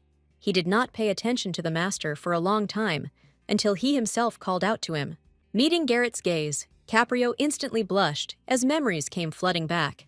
Out of horror and shame, he covered himself with his hands, not wanting to explain anything to the former guard next to him. But Mint couldn't just ignore the fact that there was something wrong with her charge's face. Then, Helios finally told that he was worried about the strange phrase he had said in his dream. He said with displeasure that he had almost confessed his love to the master, which he had not expected from himself. In response, Garrett calmly reminded that it was all just an ordinary and unremarkable dream. In essence, the heroine could not help the student in any way, since she was the cause of all his problems. And the Duke's son continued to look at her absent-mindedly, not understanding what was going on. Suddenly, he was struck by a realization that was fundamentally wrong, but it wouldn't leave his head. For some reason, Helios mistakenly decided that he had fallen in love with a man, although he was attracted to the girl. But the master did not want to help his student with emotions in any way, since he himself had little understanding of them. The heroine herself was in a great hurry to get to breakfast, as all the meat would be gone quickly. But even Caprio noticed that Garrett was constantly watching him, without hiding it. The Duke's son tried to deny, until the very end, that there was anything wrong with him lately. But it was clear that for some reason, he was embarrassed every time he saw his mentor. No matter how hard the guy tried to resist the truth, he couldn't even look Garrett in the eyes. So Caprio had to lie and say he was just really thinking about the tower tests. He was truly worried about the abilities that the teacher used so easily against the bosses. To divert suspicion from himself, Helios said that he was thinking about his long journey up. The girl never thought that her ward could worry about something like this all this time. She gently took the student by the chin to support him on this difficult path. Mint promised the guy that she would definitely take care of him, so he didn't have to worry. In fact, the heroine was pleased with how she raised Helios in the time allotted to them. Even on his current floor, Caprio has consistently proven to be one of the best during tests, so the lady partly enjoyed messing around with the newbies, to whom she imparted a little knowledge. The girl liked Helios precisely because it was impossible to find anyone like him in prison. Only Caprio dared to grumble at the master, despite all the difference in their strength. So the heroine felt more alive when she was with this particular person. Mint admitted that she definitely wouldn't let the guy die, so she doesn't understand his worries. Of course, Helios could not admit the true reason for his worries to the master, so the girl could only continue to tease the secretive student. The longer this conversation lasted, the more awkward the Duke's son felt next to the master. But even though the guy was becoming too harsh, Litanides still supported him. It was no longer even for the sake of the mission that the girl was going to take the Duke's son to the very top of the tower. For some reason, this promise made the guy blush, as if Garrett had offered him something intimate. So the girl was at a loss as to what was wrong with her subordinate. She honestly admitted to Helios that she was very poor at understanding people's emotions. This circumstance explained a lot to Caprio about the master's strange behavior in the past. Mint hoped that the kind and obedient student would be able to explain many things to her. In response, Helios sighed heavily and admitted that he admired Garrett's strength and skills. And he is not the only one who feels such strong respect, so people gather around the guard. Such understandable reasoning seemed too childish for a grown man to Mint, so she didn't take anything seriously, so Helios would try even harder. In the end, Caprio stated in all seriousness that he was going to become as strong as the master. Litanides was only benefiting from the protagonist's desire to reach the very top. However, Helios did not have the same disdain and prejudice as the heroine. Mint didn't care about these little things, because the main thing was that they would all reach the top of the tower together. In fact, all this time, Caprio was trying to convey that he would be attached to the guy no matter what. But Litanides understood everything completely differently, and now it will be impossible to convince her of her opinion. Meanwhile, it was time for the whole team to conquer the 30th floor of the tower in trials. In order to survive, the boys had to run a lot, since they could not defeat everyone at once. Jed took charge of Seth, who could barely stand on his feet due to the fear he had experienced. But soon they all ran into another dead end, which took away everyone's moral strength. Galligan couldn't stop shaking from the fear that consumed his entire consciousness. Meanwhile, the test of the 30th floor was supposed to begin for everyone only now. Only Mint knew in advance what the essence of this level was, but she didn't tell anyone. Suddenly, a dart flew at Seth from the side of the target and hit him right in the center of his chest. But the guy himself didn't feel any discomfort, although everyone else was very worried. At that moment, no one even thought to look at the target, which began to glow slightly in the darkness. A moment later, a huge mouth opened on her, rejoicing at Seth's fear. This monster happily invited everyone around to play hide-and-seek from a real maniac. At that very moment, they all moved to a completely different place, which left them puzzled. Mint pointed her finger at Seth and demanded to know what exactly he was most afraid of. It turned out that the guy couldn't stand ghosts and horrors with serial killers inside, and it was these very creatures from Galligan's head that the floor summoned so that the prisoners could fight them. At first, the boys didn't even really understand how to fight the summoned monster. Although Helios bravely rushed at him, all weapons passed through the ghost, as if right through him. All this time, Seth did not stop shaking with horror, although he remembered that it was possible to survive in one zone. This character was weak in a safe place, which is what the team needed to find. Galligan was sure the character came from a horror book he had recently read. While everyone was busy with Seth, Helios noticed that Garrett was extremely calm, so the guy guessed that this whole place was already familiar to the master, who remained silent. In response, he was met with another joke from Mint, who simply didn't know how to communicate any other way. However, the girl still explained that on this level of fear, the target is always chosen randomly. Many of those who ended up in prison were mentally unstable, which is what the level took advantage of. So the theme of this part of the tower has always remained a fear that has to be dealt with. Litanides always considered this place the perfect place to go completely crazy.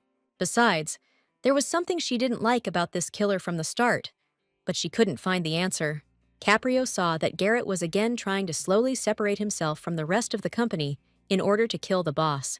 It was a bit of a light warm-up for Mint, so she got to work happily. At the same time, the girl asked the student to look around carefully so as not to die. Brett was the best at scanning the area, but he was getting pretty tired. However, he fought with all his might to get his comrades out of this difficult situation. But Kair was sick to death of constantly running away and hiding from that terrible maniac. She wanted to fight that nasty darts, even if it would ultimately be useless. But Helios had a different opinion on this matter, because they became characters from the Book of Set. But Galligan was in such a terrible state that he couldn't tell about the plot. However, after just a couple of minutes, he was smiling happily, as Kamen had influenced his mind. The guys weren't particularly happy with the result, but Kyra couldn't do anything else. But now, Seth has fully explained that the maniac can be easily killed in the dungeon of this place. He was full of enthusiasm to imprison the damned enemy, never to meet him again. Despite Galligan's desire to act quickly, Helios urged caution around everyone. No one could predict what awaited them on the way to the door leading to the deep basement of the castle. Thanks to Caprio's skillful leadership, the entire team reached the desired location in one piece. But a moment later, the maniac appeared in sight again, as he wanted to kill everyone. Seth managed to point out in time the pedestal that could be used to stop the enemy. It turned out to be a small podium, near which all the necessary candlesticks were already standing. Now the team had to disperse so that at least one of them could reach the candles. The Duke's son confidently motivated everyone to defend themselves against the terrible and powerful maniac.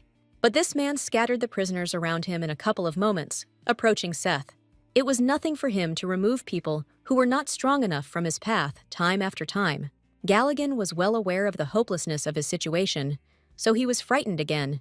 Kyra's hypnosis had already worn off, so the boy didn't even try to defend himself. But the Duke's son did not allow even one of his friends to die at the hands of this damned monster. He shouted loudly for Seth to run to the candles while the maniac was still far away. Galligan didn't have to be told twice, for he knew this purification ritual better than anyone. Meanwhile, the enemy did not give Caprio a second to rest, constantly attacking him. The guy barely had time to put up a defense, but he couldn't hit his opponent with anything in return. Meanwhile, his weapon was gradually cracking from the incredible power of just one ghost. Helios remembered how strong his master was with just one sword in his hands, so he also summoned this sharp weapon that could perfectly strike at close range. Caprio swung with such force as if his life actually depended on the blow. And it worked, as a powerful wave of magic hit the screaming enemy squarely. At that moment, Seth just managed to seal the ghost, which he happily told everyone about. And immediately after that, the entire space of the tower returned to normal, as if nothing had happened. Helios turned to the enemy he was fighting and called out the master's name. In response, Garrett actually appeared from under the bag, replacing the ghost. The heroine had already dealt with the boss, but to level up the team, she played another one. In fact, the girl felt guilty, because boss levels were more suitable for her, so she left the students with enemies who would not have killed them with the first blow. In fact, Helios saw that same beautiful lady again instead of Garrett. She appeared in the master's place more and more often, so Caprio had time to study her aura. That's why the guy confidently stated that he would always be able to recognize Garrett, because he remembered everything about him. This didn't bother Mint, as she was glad that the students had successfully completed the test. The girl didn't expect that the guy would consider her achievement alone for winning at this level. Helios could never admit how special the master was becoming to him. The next day, many prisoners did not want to visit that floor of the tower again. Litanides could understand them, because not everyone was able to cope with their fear. From the side, the heroine heard screams and noticed how one of the guys was being brutally beaten. The prisoner, under heavy blows, shouted that from now on, he would always agree with everything. The girl guessed that this was how the stronger ones forced the weaker ones to work only for them.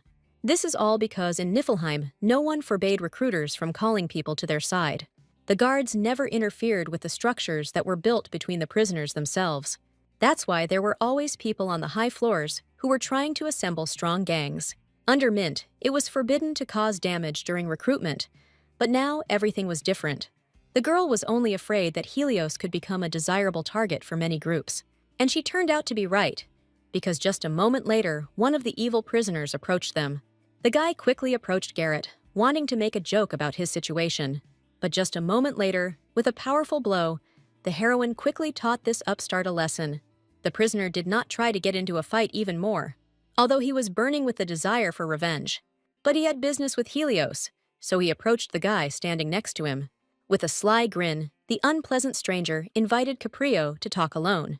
He would be glad if the Duke's famous son joined his group in the tower.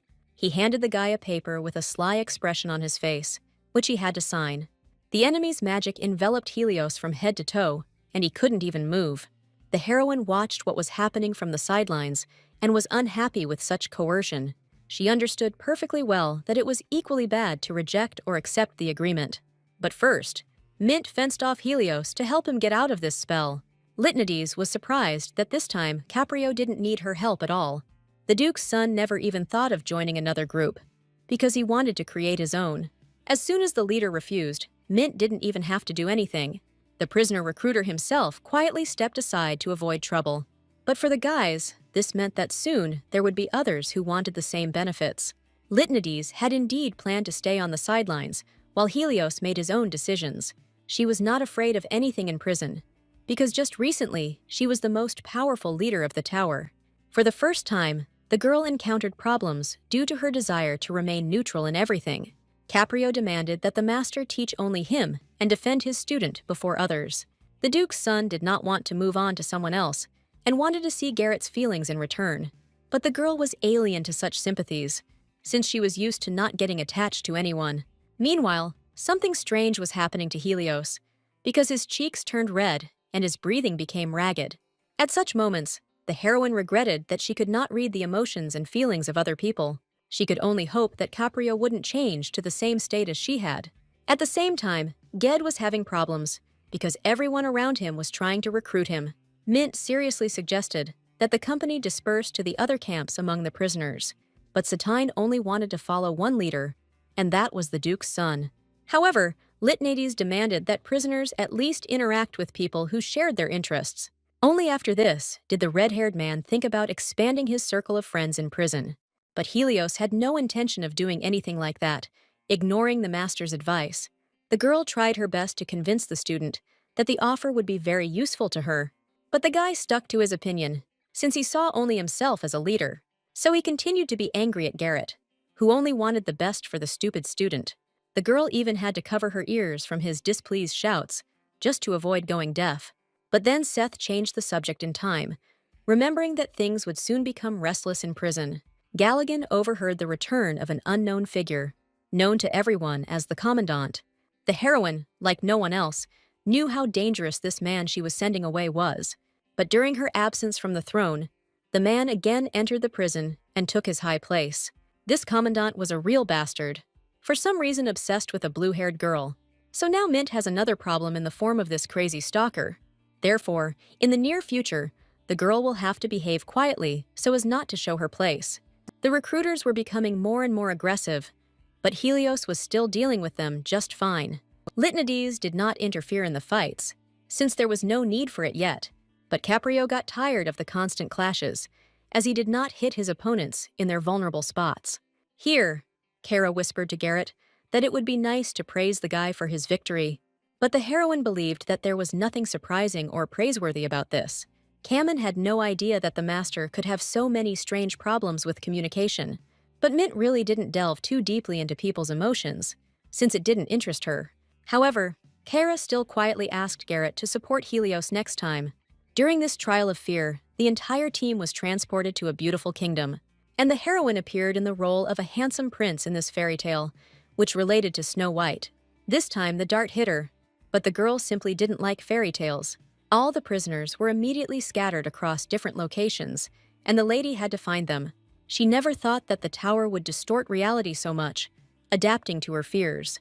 But the floor of this level wasn't high enough, so I only took what Mint didn't like. Since childhood, the girl neglected fairy tales. considering them empty and meaningless. So she was glad for this easy level and happily went to the center of the castle. Already at the entrance, Litanides discovered Seth, who stood as a guard right at the gate. But until the lady touched the guy, for some reason, he himself could not move even a little. Next, Mint had to free Hera, who had sent her a telepathic message. But Kamen turned out to be just a magic mirror, and not the queen herself. The comical nature of the situation even made the heroine laugh at the embarrassed girl. They had to find the entire team before they could get out of this place on the floor. The company soon encountered Brett, who took on the role of a brave hunter, and Ged turned out to be a small dwarf, which suited his explosive and noisy character. Until Mint touched the prisoners, none of them could control their bodies. So Litanides was worried that Helios was still somehow nowhere to be seen. Then Satine remembered that there was one place that he himself could not get to. The guy was referring to a small river flowing down from a fairy tale mountain somewhere above. However, the gnome's path was blocked by an invisible fence, so he did not explore anything earlier. The heroine asked her friends not to go anywhere without her, and she herself went after Caprio. Jed tried to ask for help with Garrett, but he couldn't get through the invisible barrier. Mint wasn't at all afraid of traveling alone through an unpleasant place. She calmly explored everything around her, gradually feeling her student's aura more and more strongly. Soon the girl climbed to the top of the mountain, where a beautiful coffin stood near a large tree. It was in this place that the Duke's son lay all this time, since he too could not move. The girl was very surprised by the role that fell to the eternally grumpy guy. She couldn't help but laugh at Helios's appearance, which had changed somewhat now. With his face red with shame, Caprio lay in the coffin in a beautiful dress, similar to Snow White's. Barely holding back her laughter, the heroine carefully examined her charge in the coffin from all sides. The girl said that the dress suited Helios, in order to laugh at him even more. The boy blushed even more from the master's jokes, and from the fact that he still couldn't move. Mint didn't hesitate any longer, and concentrated magic in her hand, touching the guy. But this didn't help much, because now he could only move his arms, and only a little. Litanides realized that she would have to follow the plot of the story to free the princess. Meanwhile, the Duke's son already wanted to get out of this situation as quickly as possible. But he couldn't even imagine that for this, he would have to endure one kiss from the teacher.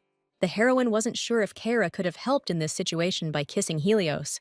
However, the guy stopped Garrett and asked him to be the one to save him from imprisonment, all because Caprio suspected that his master was actually that blue-haired girl. But Mint thought it would be wrong for two guys to kiss each other. In response, the Duke's son recalled that he had no prejudices on this matter. Only this pushed the lady to take decisive action, no matter how strange it might be. In fact, Litanides had never kissed before, so she felt awkward. However, she had no other choice if she really wanted to help the poor student. As soon as the girl touched Helios with her lips, some kind of warmth slowly spread inside her. She noticed that it didn't affect the guy, as lips alone weren't enough to disappoint. Suddenly, Caprio pulled the teacher towards him, demanding a more sensual kiss. At that moment, the Duke's son again saw Mint's true appearance before him, which he enjoyed. So he easily turned the master over, ending up on top of him in this beautiful coffin. Litanides still doesn't understand why Helios shows so much feelings for her, even though they are both guys. But from now on, Caprio didn't care what form the blue-haired beauty took in front of him. A few minutes later, the Duke's son finally turned red from the emotions that had washed over him. The heroine did not miss the opportunity to tease the guy in front of her a little again. Suddenly, Helios's clothes changed, and now he too was the prince of this country. Only Mint could not calm down, reminding the student that he was a princess. At that moment, the barrier disappeared, so the others were able to climb the mountain without any problems. Caprio barely managed to crawl out of the coffin so that nothing would remind him of the recent kiss. But Garrett, out of spite, still said that some strange insect had bitten him on the lips. Of all of them, only Kara guessed what ending the boys were trying to bring to life. The heroine felt strange that this world did not disappear, although they had complied with all its conditions. The girl immediately suspected something was wrong, and immediately felt someone else's presence nearby. It turned out to be a female figure in a dark cloak, whose appearance none of the boys noticed. She appeared right in front of Helios and Garrett, who looked at her in fear. An old voice whispered that he needed the lost child, who should be nearby. Kyra immediately guessed that this man played the role of the queen in this strange and incomprehensible fairy tale. The woman pulled the hood off her face and revealed herself to be Mint's former mother. Kamen felt a huge energy coming from her, so she rushed to Helios for help. But all the guy's attention was now focused on the master, who was behaving strangely. When the heroine saw her mother, she froze in place, as she was not ready to face her. Meanwhile, the old woman was slowly approaching Mint, not doing anything bad yet. She extended her hands to her, whispering that she was still looking for her beloved child. Suddenly, the atmosphere around changed dramatically as the queen cast a powerful spell. Litnides only managed to put up a magic shield at the last moment, blocking the blow. If she hadn't done this, the other prisoners would have suffered greatly from the aura. The heroine couldn't even imagine that the bonus level would contain such a catch. But the queen did not want to give up so easily, still wanting to take her desired child with her. Mint's powers were greatly limited by the bracelet, but she wasn't about to give up so easily. The girl put maximum energy into the blow, hoping to quickly finish off the mad queen. But the old woman withstood the force, as she was stronger than Litnids had expected. During the impact, she continued to quickly look around in search of the child, and the old woman saw the desired child, who, according to the plot of this cursed fairy tale, turned out to be Helios. The queen approached her son with incredible speed, to which Caprio did not have time to react. But the heroine had no intention of allowing this crazy woman to disgrace her mother's bright name. While the queen was distracted by the strangulation of the duke's son, Mint prepared to strike. She didn't really like the weapon she had to summon, but it was the most powerful. It took the girl several minutes to fully load the gun. The final shot was so destructive that it killed the terrible queen in one go. Helios stood frozen in shock at the sight of such power from the master who had saved him again, and the heroine herself barely coped with the rage that arose inside her at the sight of her mother's image. This situation left Caprio with even more questions about his teacher. But now the boy was too tired to try to get answers out of Garrett. The girl remembered that the student was still able to create a spear, even though he was attacked with such force. However, the guy himself believed that his efforts had still been too little to win. For the first time in a long time, Mint seriously considered praising a diligent student. So, on Kyra's advice, she hugged the guy tightly, who was completely lost in his thoughts. As the lady expected, the duke's son did not know how to accept praise, so his whole body tensed up. However, Helios was pleased to receive such support from a man with whom he had many connections.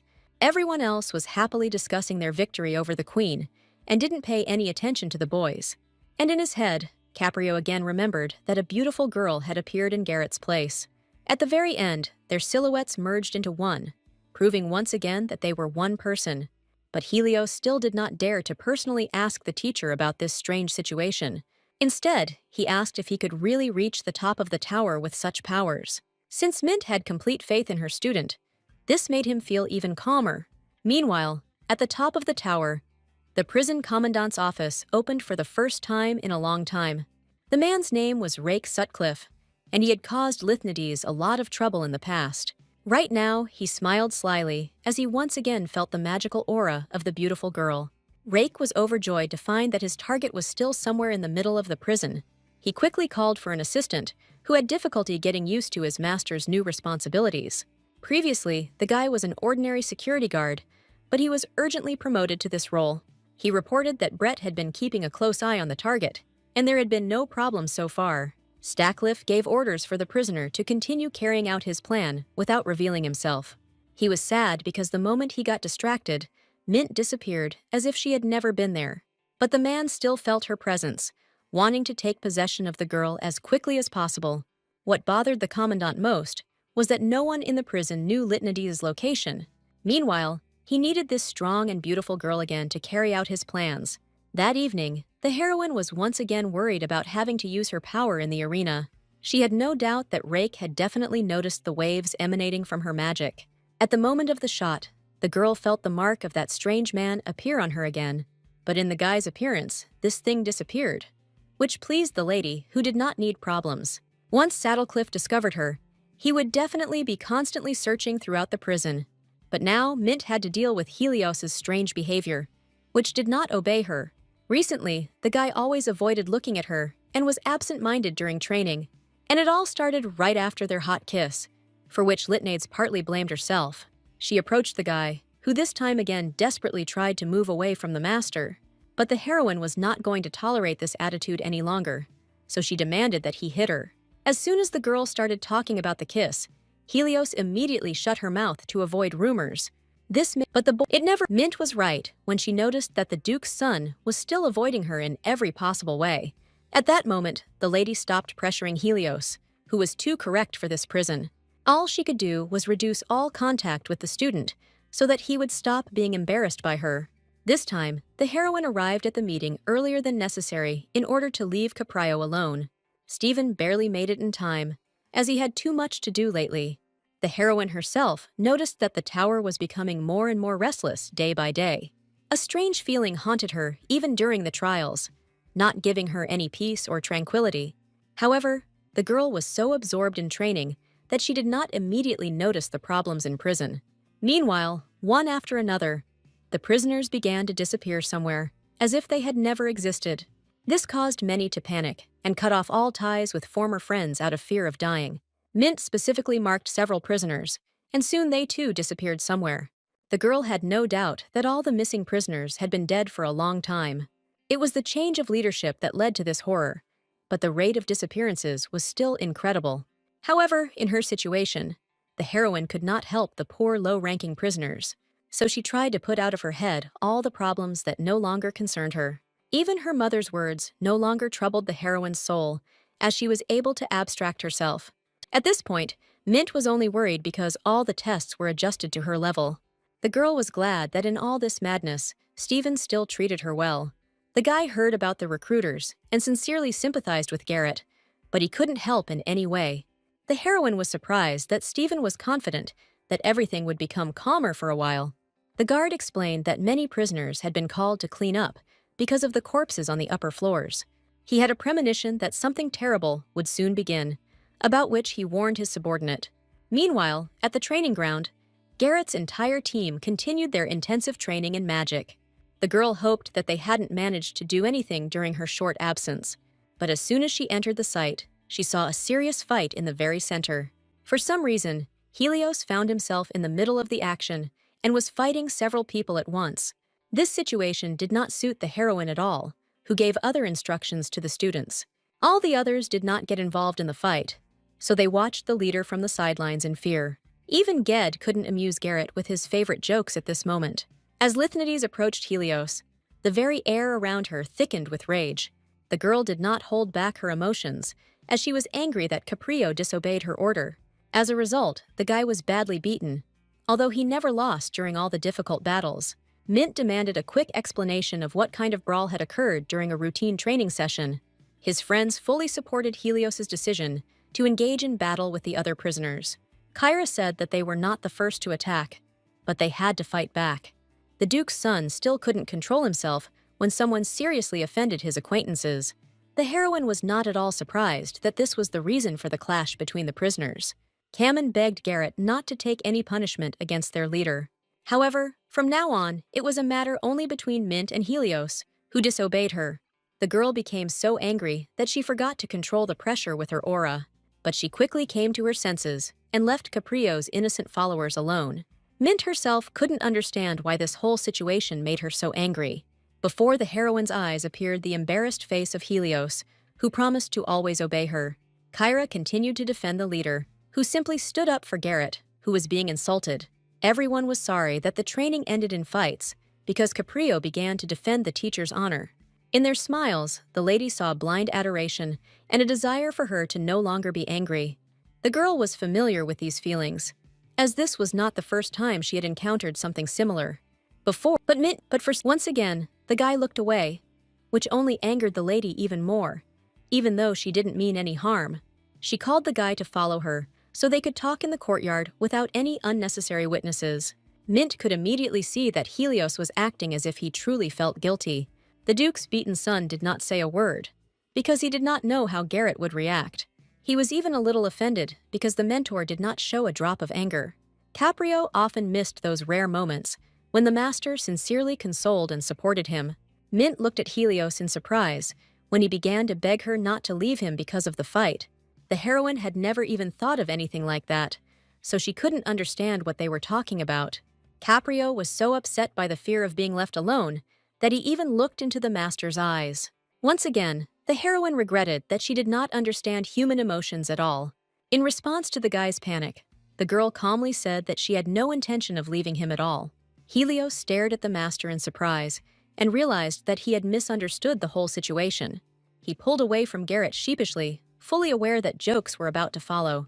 Mint laughed with delight at the Duke's poor son, who was afraid of being abandoned. Caprio covered himself with his hands out of shame and blushed to his ears, since he could do nothing else. Suddenly, Lytnides moved sharply towards her charge and demanded that he remove his hands. The girl was again angered by the fact that the student tried to hide his beatings from her and did not look her in the eyes. Meanwhile, during the fight, Helios was hit in the face quite hard because he did not hit to kill. It was painful for the lady to see such damage on the handsome face of the Duke's son, so she ordered that Caprio should not allow anyone to touch him anymore. The guy himself was not against the idea of his master being the exception from that moment on. Out of spite, Helios declared that the teacher who left him alone was to blame for everything. The Duke's son deliberately tried to provoke emotions because he wanted to get more attention from the master. In response, Mint teased the student again, calling him a poor little boy. Until now, the heroine did not know what plan would be best for her to follow when climbing the tower. She was troubled by Stephen's warning that he was sure that a massacre would soon begin in the tower. Therefore, she allowed the student not to avoid fights from now on, which he was noticeably surprised by. The guy couldn't understand why Garrett had suddenly changed his mind about him. Instead of answering, the girl snapped her fingers, calling upon her magic in full view of Helios. While Caprio stood there in confusion, Mint herself wasted no time. With a sly grin, the girl said that one should always fight properly, and not half-heartedly. Lytnides was about to teach the student a lesson so that he would remember by example what to do. Helios didn't expect that the mad master would actually attack him at such a moment. The guy tried to reason with Garrett, but immediately realized that it was absolutely useless. It was clear that the girl was already fully prepared for a training fight with the student, so Caprio had no choice but to summon his magical spear in response. Lytnides was serious about this fight, so Helios couldn't back down from the battle. True, his strength was not enough to repel even one attack from Garrett, who was capable of many things. The guy barely managed to dodge the spear that was flying at him right as he was falling. Mint was confident that the student would dodge, so she wasn't worried about him at all. The girl leaned over the Duke's son and reported that the spear did not suit him at all. A guess pierced Caprio's mind, who increasingly understood the master's strange antics. He was angry that the teacher did not tell him this right away, but started a fight just for this reason. The heroine said with a smile that such things should have been remembered in an extreme situation. Helios felt bad because he had such a perverted taste in people that he liked. In fact, Mint's plan was much deeper than it might seem at first glance. The whole point was that in the original, Helios wielded a sword, so he could develop faster with it. But in the first stages of the battle, the girl did not correct the student who was just learning to fight. At that moment, Caprio's fallen spear was once again filled with the boy's magical energy. Now Helios was seriously determined to prove to his teacher that he could handle a spear. Mint immediately accepted the challenge, since any fight brought the Duke's son experience in battle. Therefore, the guy quickly ran towards him, wanting to achieve his goal with a blow. However, Lytnides easily dodged all of the student's attacks, which were quite predictable. But this time, the guy went further, as he was able to summon a sword immediately after the summoned spear. The girl didn't count on this, so she found herself in a situation where it was difficult to dodge in the air. Helios had no intention of feeling sorry for the man who was constantly laughing at him at any moment. But these actions of the student only brought a satisfied smile to the face of the calculating heroine. She was able to dodge this attack as well, although it was much more difficult than before. Mint hadn't previously recommended a specific weapon to the boy, because he had a talent for everything. Moreover, even in such a dire situation, the girl came up with an original solution. As soon as she filled the sword with her energy, it immediately fell apart into small pieces. Helios could not do anything in response, since he had already used up all his strength. But Lytnides was satisfied, because the guy came to the right conclusion during their fight. Now he will develop even faster, because he will no longer limit himself to just a spear. Helios was still dissatisfied with the fact that the master explained everything only in practice. But the heroine achieved what she wanted, as she was able to level up her favorite student again. The most important thing he had to avoid was the habit and stereotypes about the use of weapons. So now Mint has once and for all freed the guy from concentrating on just one spear. As a teacher of such a talented person, the heroine put a lot of effort into his development. True, the hero could not yet understand all the difficulties that the master faced for his sake. Caprio found the training to be chaotic and brutal, but Mint was always pleased. So Helios had no choice but to obediently follow all the advice. True, the very next day the heroine had to reconsider her student's assessment. The Duke's son could hardly move even a millimeter when they needed to reach the end. The girl could not understand why his fears were so great. Each time, in the tower section, the target randomly chose prisoners based on fear. Everyone on the team has already been subjected to this difficult and unpleasant test. And this time, it was Helios's turn, which the guy was not happy about, as he could not control himself. The whole group found themselves in a dark dungeon, which was filled with insects of varying strength. Mint saw that Caprio wasn't the only one struggling with this terrifying ordeal. Even the always cheerful Brett felt awkward and wanted to finish everything as soon as possible. The girl tried to at least lighten the mood a little, but it did little to help the student. Only Kara did not lose her ability to reason clearly in this place, although she was scared. However, to pass the test, Helios still needed to gather his strength. He understood perfectly well what other creatures they would encounter on their way, because these were his fears. But still, the guy was able to show the right way, since he knew everything in this basement well. As scared as Caprio is, it's now his turn to fight the horrors within himself. And the insects didn't stop for a second, constantly frightening the prisoners. So far, the entire group had dealt with the creatures without Litnate's help, although she was on guard. The girl watched Helios most of all, since it was his battle. The guy was paler than usual and was breathing heavily, even though he had hardly had to fight. Mint couldn't leave him in that state, so she called out to the student who had withdrawn into himself. To at least slightly amuse the Duke's son, Litnates used the claws of a slain praying mantis. She skillfully joked at that moment and was able to distract Caprio a little from his heavy thoughts. Everyone else watched in horror as Garrett played games that only he was delighted with. And the girl, for fun, switched to the rest of the group so that no one would be left without consolation. In fact, this minute of rest really did make Helios feel a little better. Even Brett was able to joke again about love between Garrett and the leader, which was not true, but Caprio couldn't deny the fact that most often the master only made jokes like this at him. But Helios didn't have time to question him, as Ged began to find out the conditions for completing the level. But Caprio could accurately predict that the level boss would be either a spider or a centipede. This is because the guy was afraid of these creatures more than all other insects. His dislike for these creatures was shared by Brett, who also wasn't doing very well at the level. But Garrett didn't give the team a chance to relax as he drove them all forward.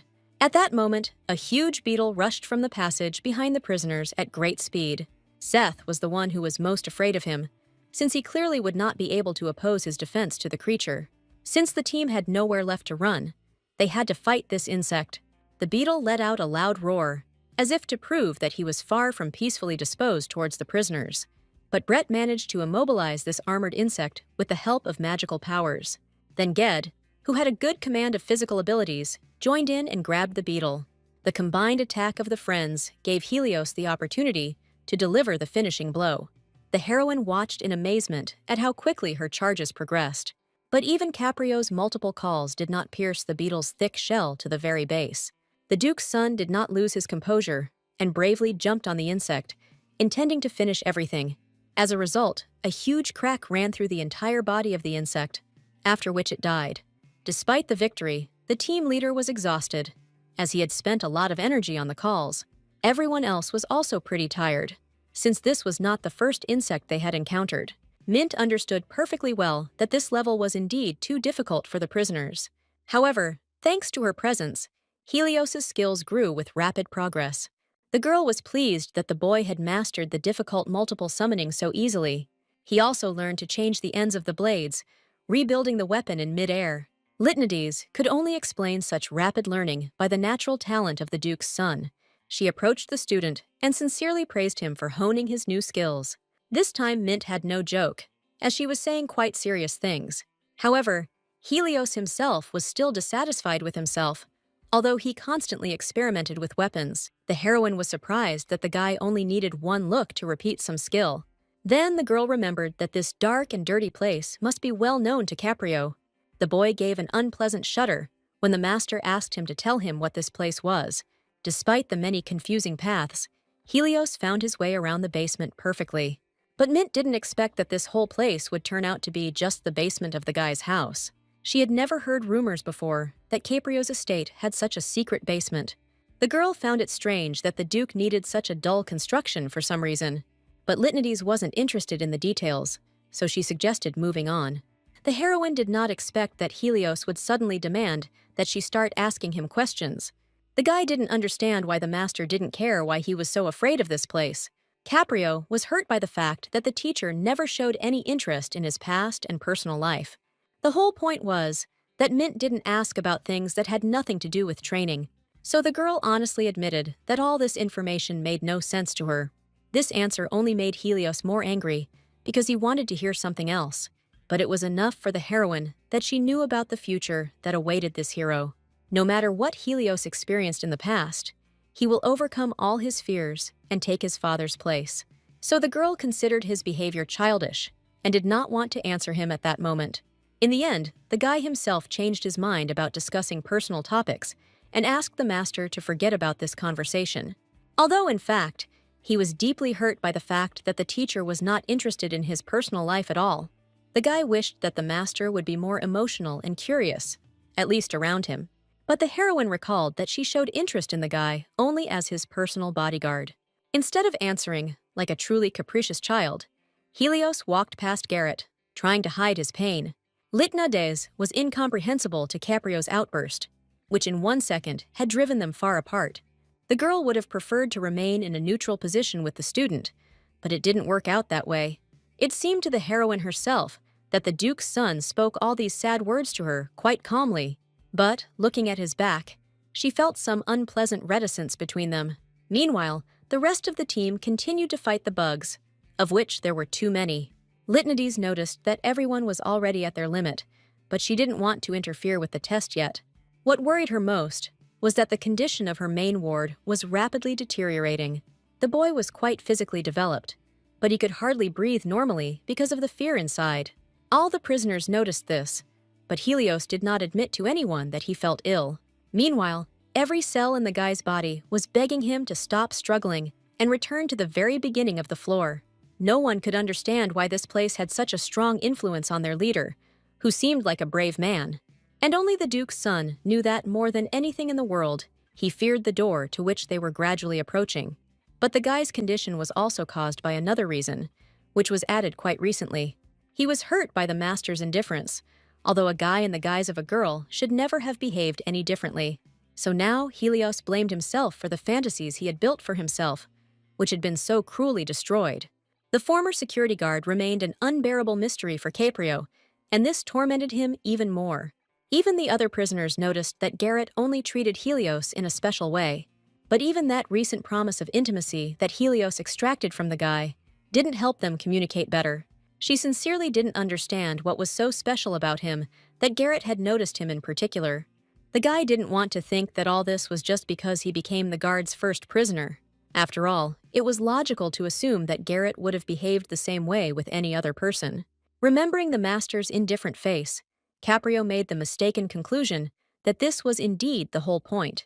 This realization made the Duke's son sick to his stomach, and he still couldn't concentrate on the test. Soon, no matter how hard the hero tried to delay this moment, they reached that very red door in the basement. The prisoners were frightened by the mere sight of this massive structure, which glowed ominously.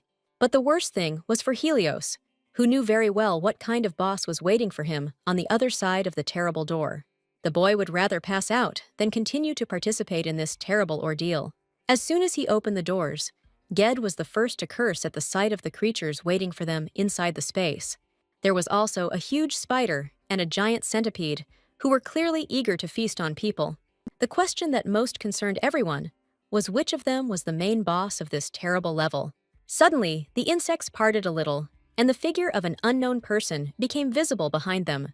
Only Helios immediately realized who was standing there, and his eyes sparkled with incredible hatred inside. The tower floor was designed as the head of the level of Caprio's father, whom he both feared and hated. Mint immediately realized that the man's powers were too powerful, so she spoke out to the prisoners. The girl offered her help, as she could easily deal with all the creatures in this place. But Helios did not want to give up his prey to anyone else, no matter how much horror and panic gripped him. So he ordered his friends to fight the centipede, which was a little simpler than the spider. While the guy was speaking, he was already charging his weapon with magic so that it would be fully ready for battle. All because he left the spider with the master and decided to fight with his father, despite the difference in their strength. The heroine did not quite understand why she had to remain on the sidelines during these battles, but Caprio was confident that the master's strength would be enough to beat his enemy and help others in the battle. The girl saw how much her student was trembling, although he was trying with all his might to appear brave. That's why she didn't refuse to help him, even though she could have been discovered by that psycho due to the manifestation of her abilities. Helios remembered very well his terrible childhood, which he spent almost entirely in the basement. The boy always ran joyfully to meet the Duke, because he lacked his father's attention. He didn't even pay attention to the scary door, which scared him to death every time. But one day, the child froze in fear from another thing he saw next to the Duke. It was from that moment that Helios developed a fear of insects, no matter what they were. It's all because his father artificially bred these creatures and set them on his son. But Helios was not prepared for the Duke's madness, so his psyche was shaken.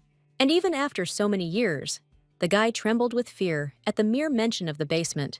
None of the friends could understand the full depth of horror of their leader, into whose nightmare they had fallen. Mint didn't care about her charge's worries, because she was more interested in spiders.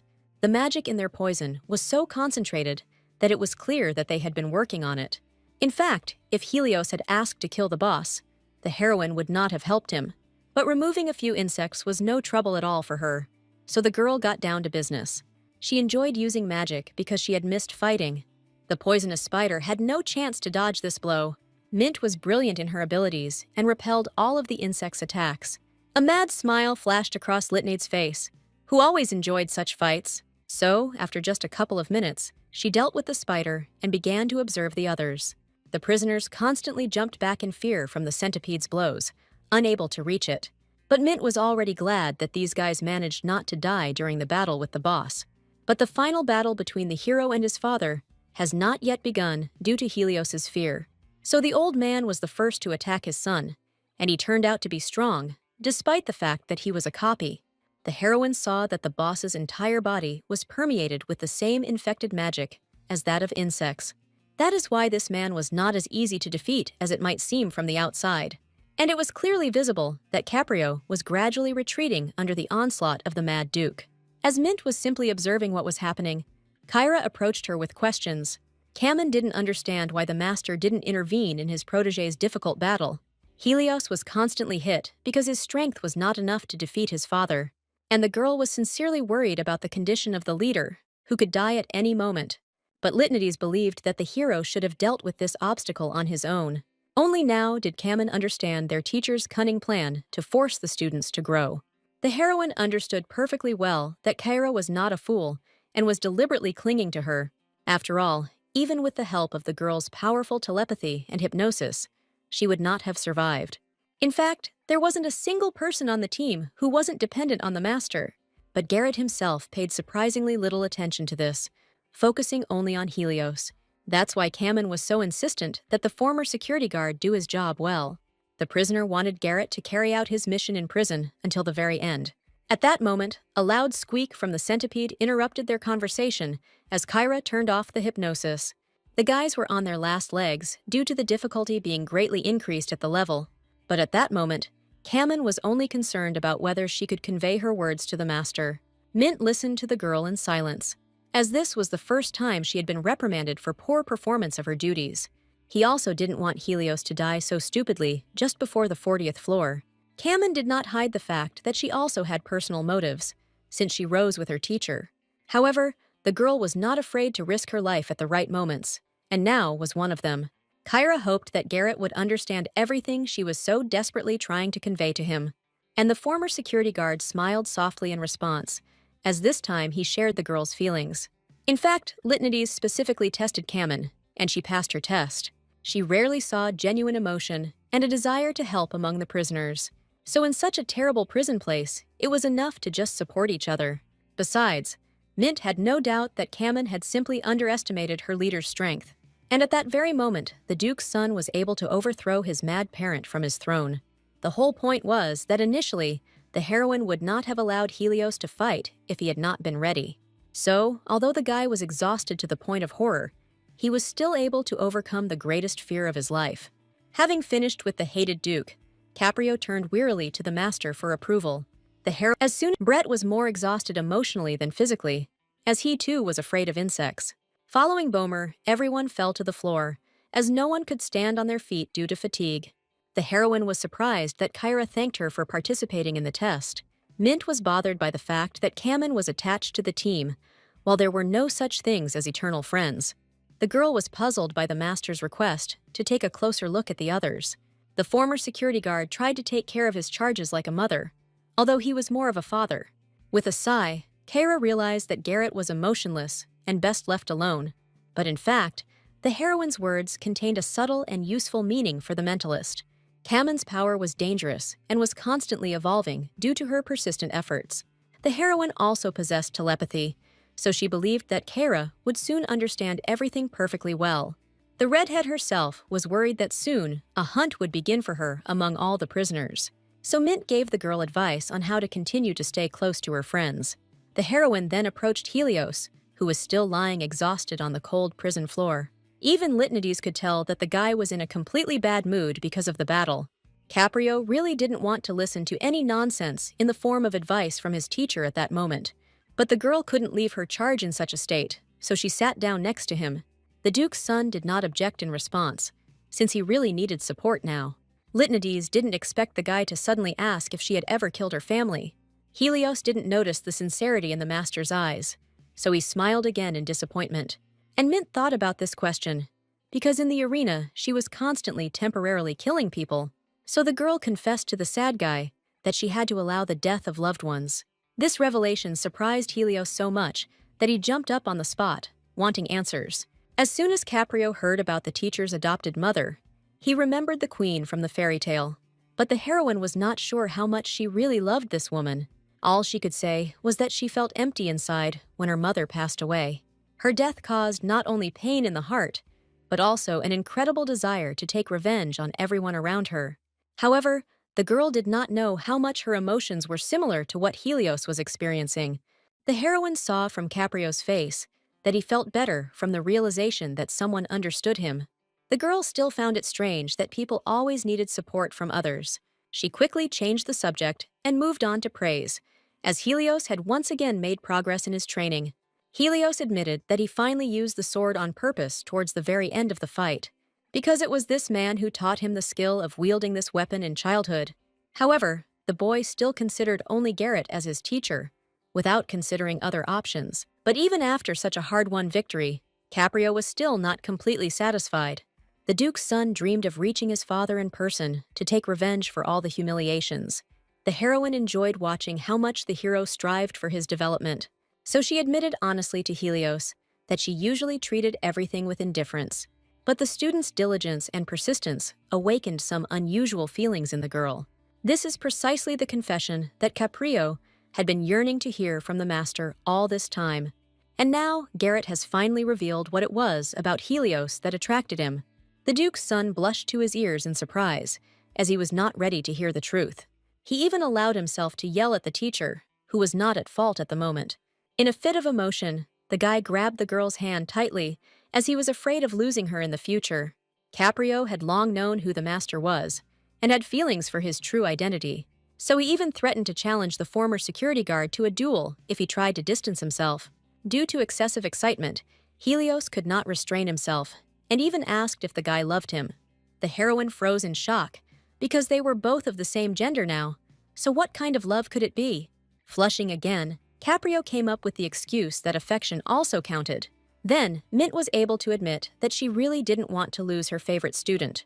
No matter how hard the Duke's son's heart was beating now, he needed to know the truth. That's why he asked such questions, even though he understood that all this was tantamount to a death sentence. And now Helios will forever remember the master's words that he indirectly loves him. From now on, any test was not scary for Caprio, because before his eyes there was only the dawn of love.